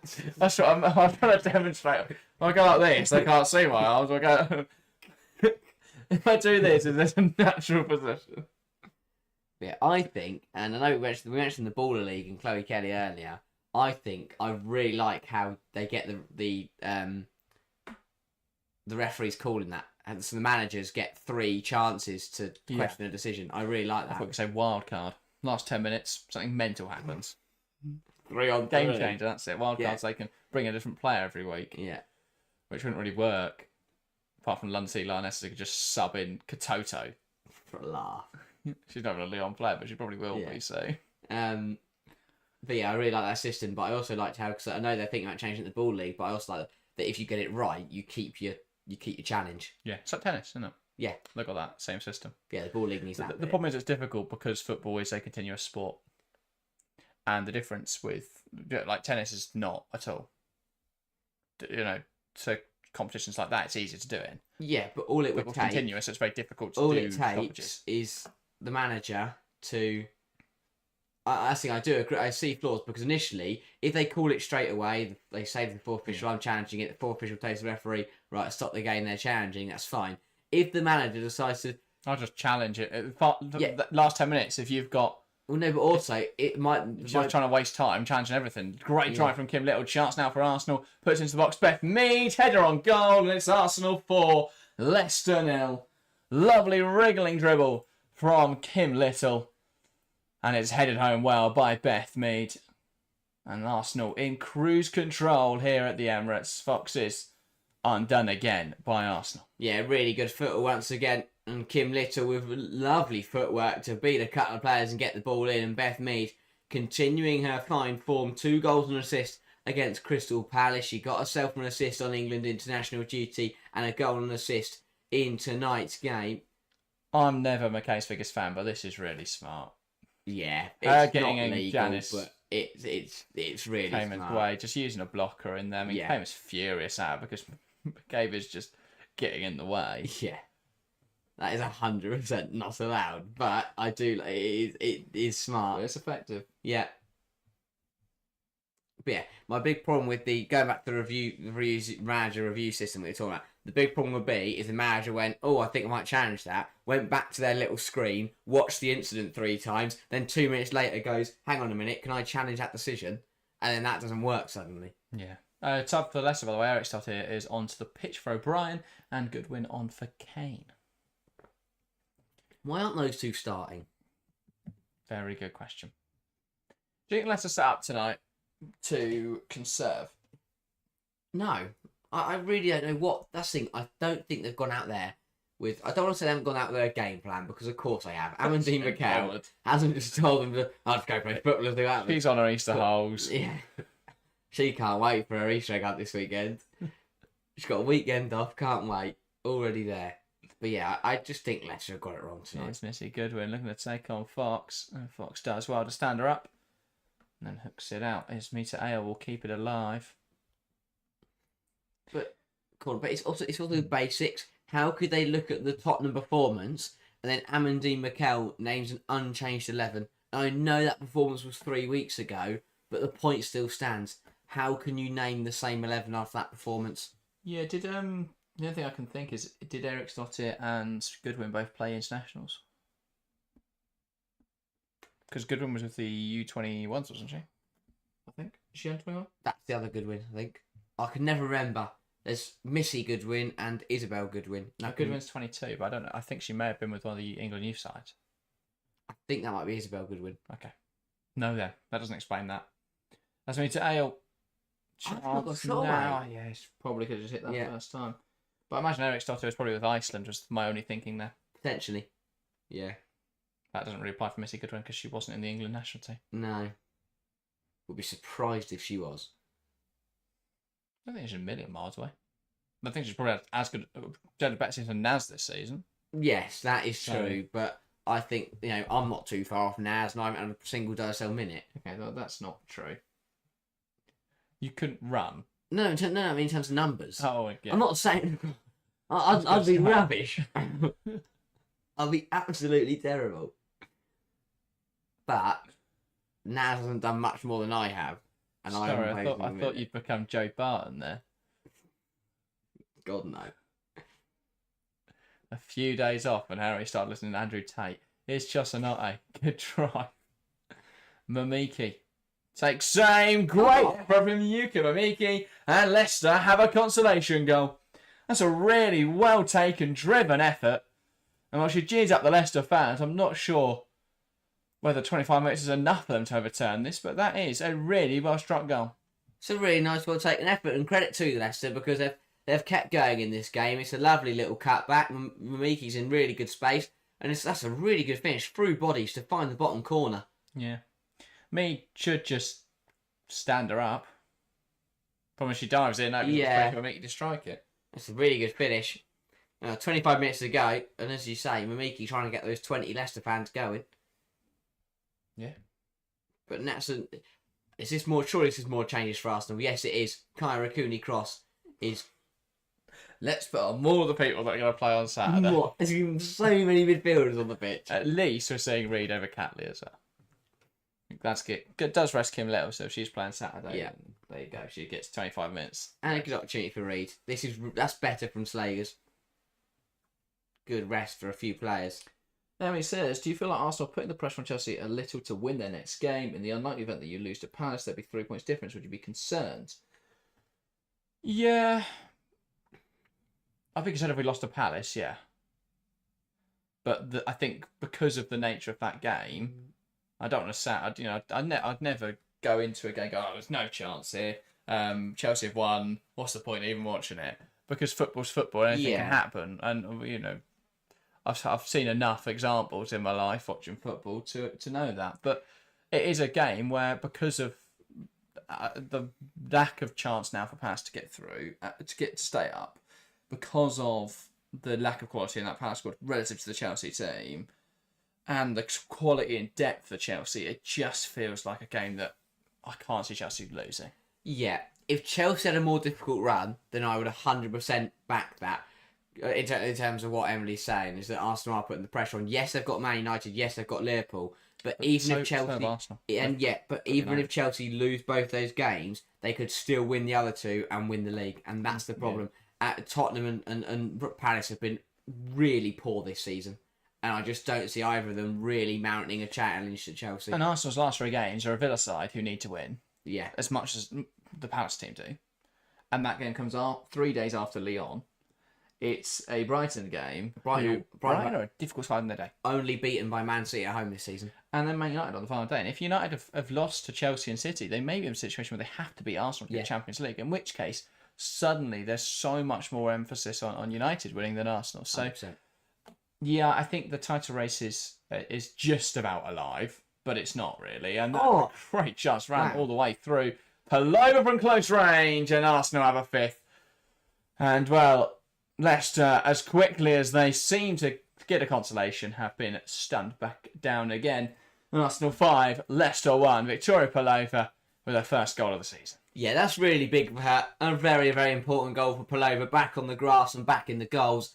Yeah, the free kick, really poorly defended by Leicester. Deep free kick, runs all the way through, hits the post. Just poorly conceded, poorly dealt with. They really don't deal with it at all. They didn't deal with the first ball. They definitely didn't deal with the second ball. Really good finish from Palova. Really nice finish. Arsenal have 5 again this season. The goals just keep flying in for Arsenal. And it's different goal scorers as well.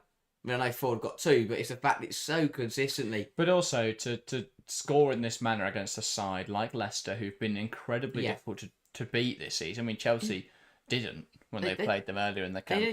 They did to Liverpool, a couple of weeks ago. I mean, yes, Jazz Matthews was playing for Arsenal that day and did put 2 in her own net, and probably would have been a very different story if she hadn't done that. But they still took. But those goals came from them putting pressure on them and came from making life difficult for those Liverpool defenders.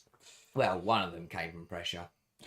The other one, I have no idea what she's doing. Victoria Palova's first goal since March 2024, over a year in the waiting, obviously with an ACL injury for all of this season. But great to see her back. I thought McCabe might get there. She might still. If she'd stopped, if she hadn't stopped running there, McCabe would have got there. She apologises. Yeah, because I think she realised that. Humble. What a player. DMD says, up the Gunners, or just Gunneresses. I'm not a fan of that. Can't get involved with Gunneresses. No, they are just the Gunners. Yeah. I did check this morning. I couldn't remember. Because I know some nicknames cross over to the men's and women's team, some don't. Which ones don't?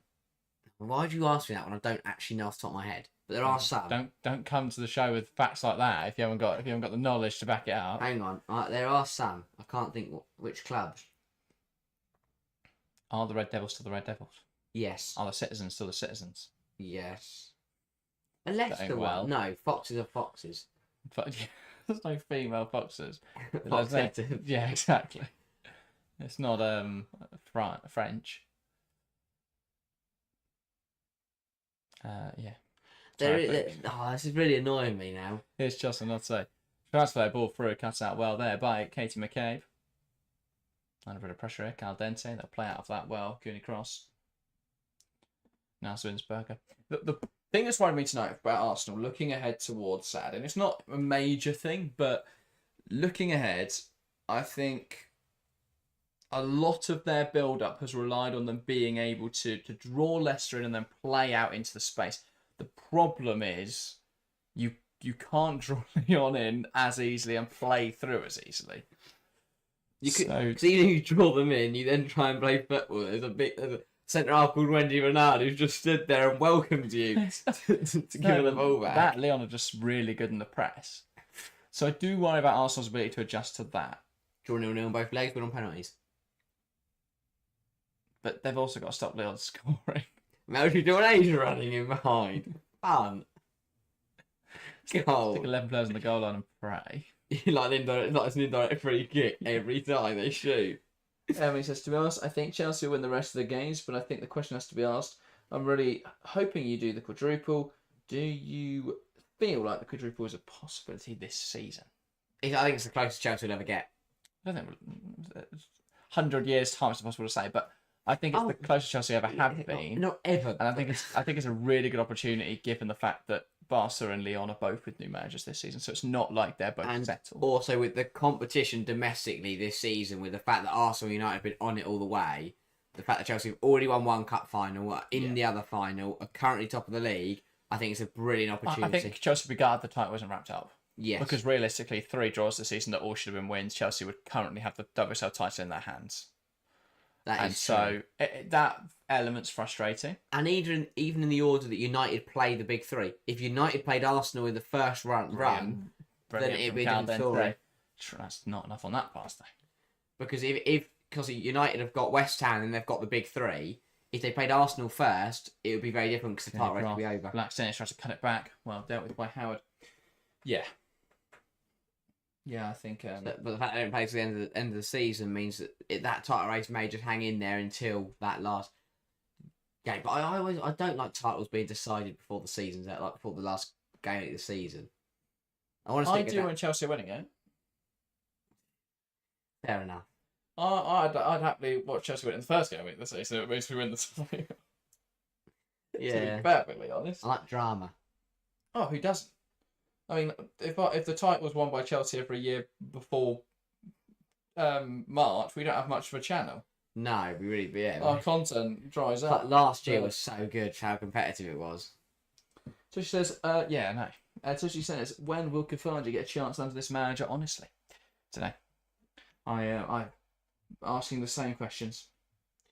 Yes.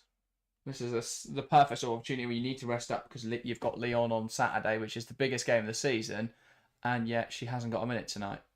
Especially when they put Pullover into attack midfield and they brought on Valti, and then they brought on Cooney Cross. And Cooney Cross and I know Valti's had a bit of a knock, but Cooney Cross is someone who's played so much football this season. Why not just rest her for half an hour? Yeah. And you'd still get little the rest. You just drop Pullover deeper. But Nah, that's too smart. He says, I feel like you won the WSL when you beat Arsenal back in January. It definitely felt very poignant, that moment, yeah. Because That's a good win. And it hasn't felt like that's been reversed because it's not like Chelsea have lost and now the gap closes. Chelsea have just drawn the 3 games sporadically, which has seen that gap slowly change, I think, a little bit under the radar. I don't think many people realise that it is only 6 points. Which, in the context of how this season's gone, that's pretty close. Well, before it's the West Ham result just before the international break, and I think a lot of people just didn't really pay much attention to it because most people thought Chelsea had won the league anyway, and it was the international break. In fact, it went 2-0 up, a lot of people would turn the game off and thought it was done. Yeah, not us. No, obviously not. We'd never do that. Just lived in a fantasy land when Chelsea won that game 2-0. Well, cut out there by Emily Fox. It wouldn't make for a good stream if we just streamed the first half when that's done. Game over. So now let's play Mario Kart. Here's Janice Kyman. Why Mario Kart? Bit fun. Here's Chosanote now. Leicester coming forwards. Dart inside. Back to Tierney. HB says Leicester's such a bad 1v1 defender. I don't necessarily disagree. I mean, to be fair, centre backs 1v1 defending isn't always their strength. I think it's but her weakness. I wouldn't say she's not terrible at it. No. Oh no, I wouldn't say, she's a top defender. I don't think she's terrible compared to the elite level. I don't think she's anywhere near most of the top defenders. And yet, I think most people would consider her in that bracket. Yeah, I think overall she's a top defender. She's a weakness. Each their own. So I think Millie Bright's a top defender, but I think her weakness is her pace. Palova. Yeah, that's just age. It's Blackstenius. Well, yeah, that doesn't mean she's not a top defender. Blackstenius takes same, just past the only player with no weakness is Wendy Renard. She's just unbreakable. Well, no, hers is her pace, but Leon set up in a way that makes. She's still a world-class defender despite her pace. Millie Bright's still a world-class defender. No, I'm not saying players can't have flaws. That's what I'm saying, William. Eventually, those flaws will take them from top class to not anymore. I think Bronze was on that track, but she joined Chelsea and suddenly found a new lease of life. Yeah, hopped on a different track. Or just got off it. Yeah, she kind of got off. She's not getting better. She's just taking a break.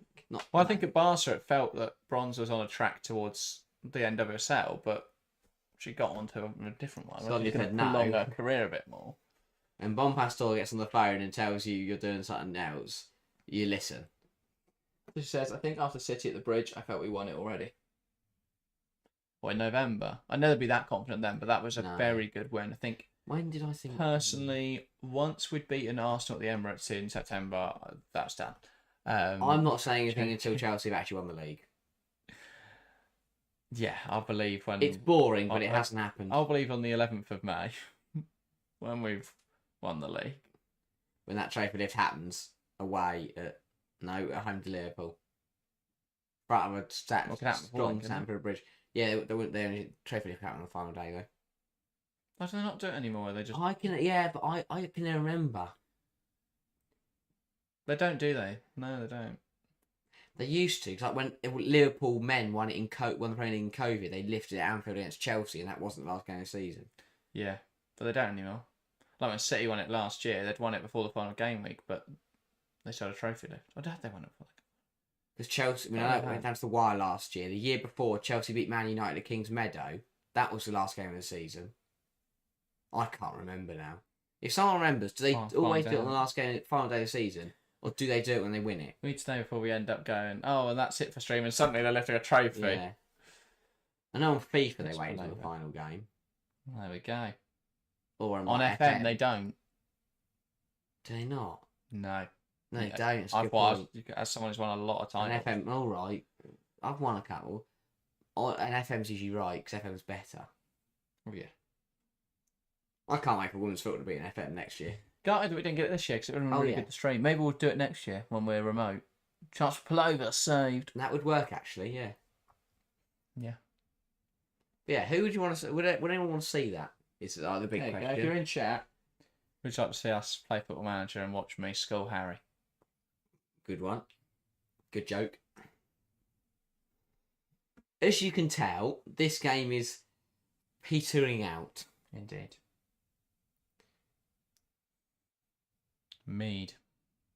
Palova. Caldente. Valti. Again, though, why haven't Arsenal used their fifth sub by now?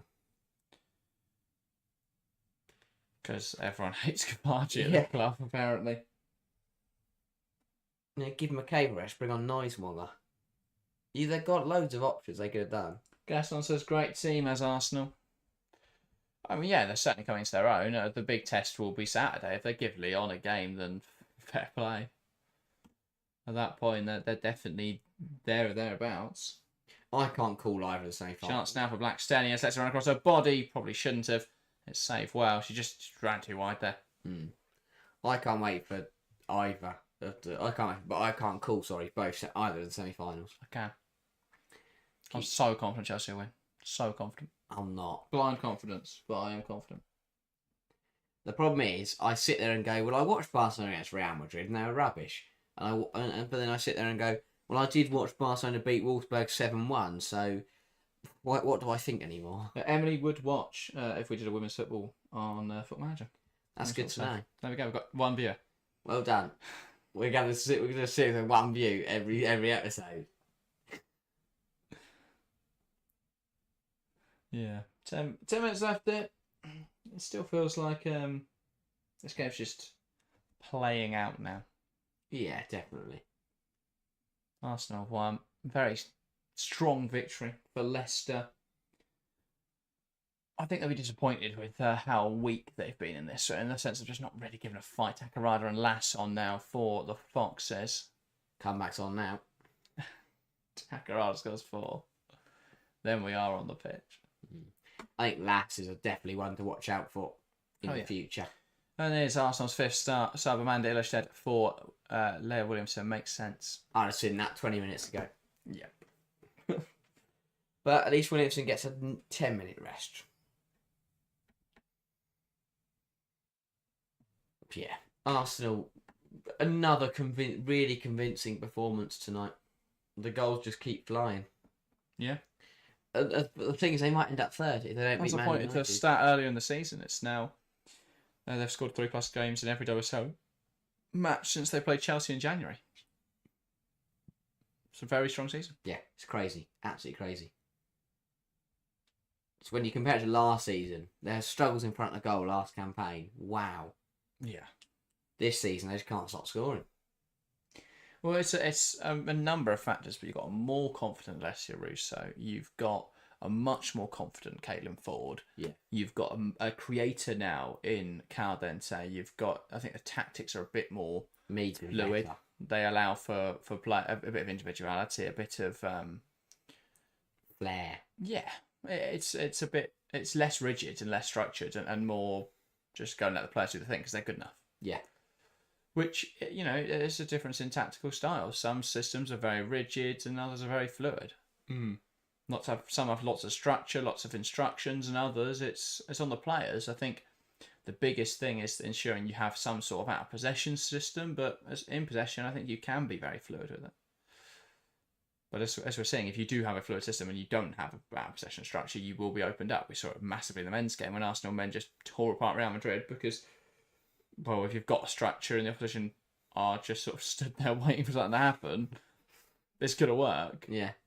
Can't don't say. I mean, Black Stenius was offside there. Yeah. And that is flagged. Billy says, Kafaji must be really struggling in training or something. Can't see any other reason for 2 managers to Blanca.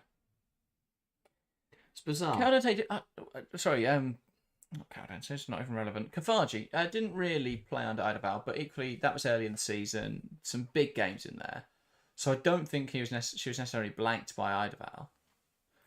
And so it's only really Slaggers. I don't really know I don't know why Slaggers has a problem with her. No. Or doesn't want to give her that opportunity in games. Because she's ready. We know she's ready. She's a top player. She's come on. We saw it in Herken last season. She was ready to play Champions League football, but she came on again. Was it West Ham away? I think for Arsenal, she came on and scored. So maybe there was something in training. I don't know. It's something that it's difficult to explain without having knowledge. She was in the squad. That's the thing. She's not like she's. So she's not fallen out with anyone. No. I don't think. It's just interesting that she's not had the opportunities this season. Yeah. But then equally, I don't think we've seen enough of Katie Reid, who I think is ready to play WSL football. Yeah, we've seen more of her. Especially at then we have right Kafaji. back in that. Kafaji, I think, I'd be worried there was a kidnapping if we didn't keep sitting on the bench. Yeah. Here's Lass. Leicester. They have a player here, Leicester. Yeah. If they can find the pass through, they couldn't. Just lift that. Needs to be lifted over the top to the left-hand side. 17? 18? Still, yeah, was 17 at the start of the season. For a player who's been consistently playing the other season, she's been, very, very strong. Yeah, as I say, every cloud has a silver lining. She's still 17. And the fact that they have had so many injuries this season. Yeah. But it's good to see. I do enjoy seeing these younger players in, not in the lower, I don't want to say lower teams, but you've got Zara Shaw at Liverpool, Lass at Leicester. It's really good to see young talents coming up through the sides towards the bottom end and the mid-table of the league. Because when they come through the academies and play like that, they're more likely to stick around. Yeah. Rather than, a lot of the foreign talent will come in. I mean, you've only got to look at Elizabeth Turland at Brighton. They'll come in and use those middle clubs as more of a stepping stone. But if they come through the academy, they're more likely to be loyal. They're more likely to sign on to longer term contracts. And then, Leicester's got a deal, I think, already through to 2027. So big. If there was interest from other clubs, that they've got to pay. And that'd be big for Leicester. Huge for the club. Yeah, exactly. Mead. Ball into the right sort of area. Howard deals. I think there is still almost an epidemic of short-term deals and then players just leaving on frees, which makes it difficult for the smaller clubs to compete, because you could find a player at a really cheap price, sign them from a club like Rosengard Haircut, something like that, and then bring them into your WSL side and then sign them on 2-year deals. They play really well for 2 years, then they leave in a free to join a big club. I think I'm glad to see these, we're signing at deals that are 2027, 2028. A good couple years. Brian Skinner spoke about it earlier in the season. Cal Dente pokes over the top, lovely ball. Palova unlucky not to get her second of the game. Ball into the box, that's dealt with by Howard. And now Leicester will look to break. Billy says, I agree fully about Reed. She looks really good and composed for a player so young. Yeah. Yeah, definitely.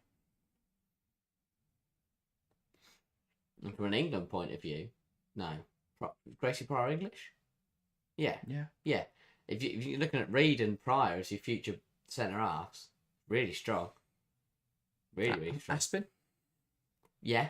I'm intrigued to see what Chelsea do with Aspin next season. She's been injured for most of the season, hasn't she? Yeah, but again, look, the Palace just shot sent off in their first game. Yeah, exactly. She's been stuck with Bristol City and Palace the last 2 years. Two clubs who've been nowhere near competitive, which I don't think has helped her development massively.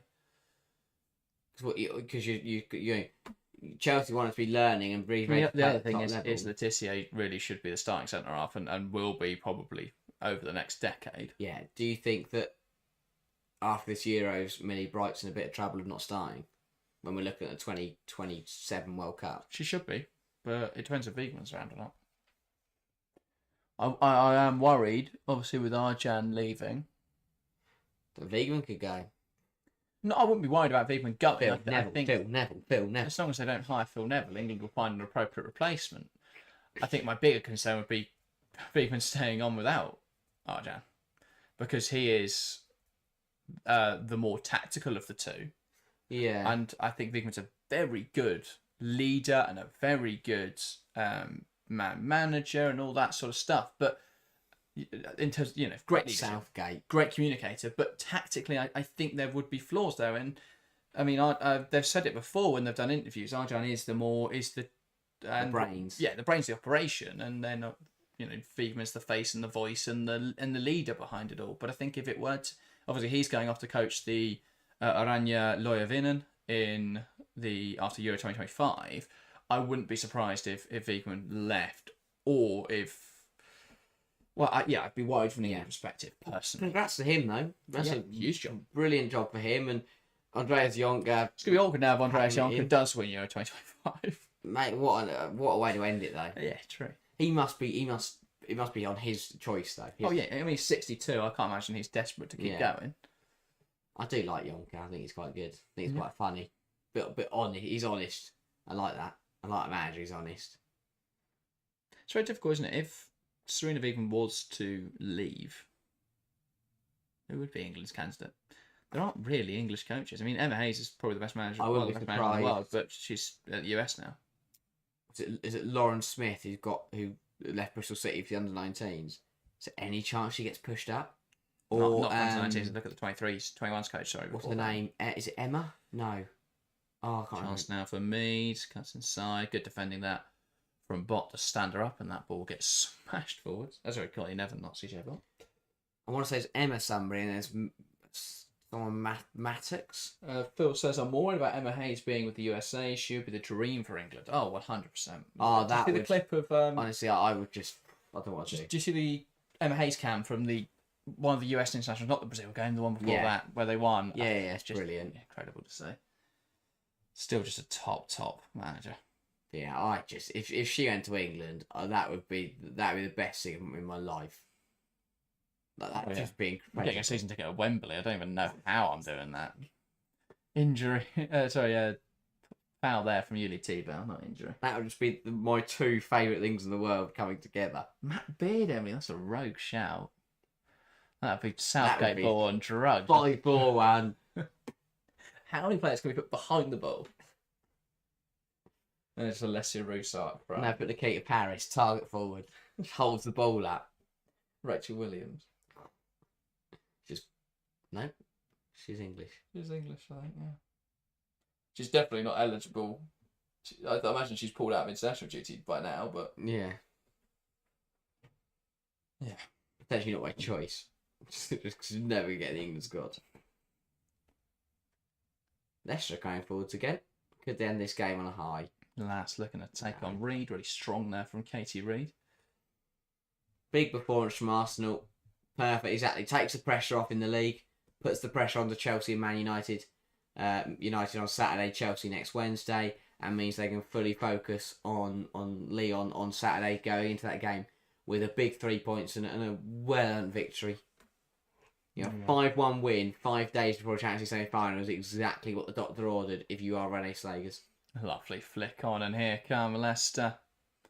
And Lass definitely knocked that out herself, but I thought that counts about Lass. No, I can't read last.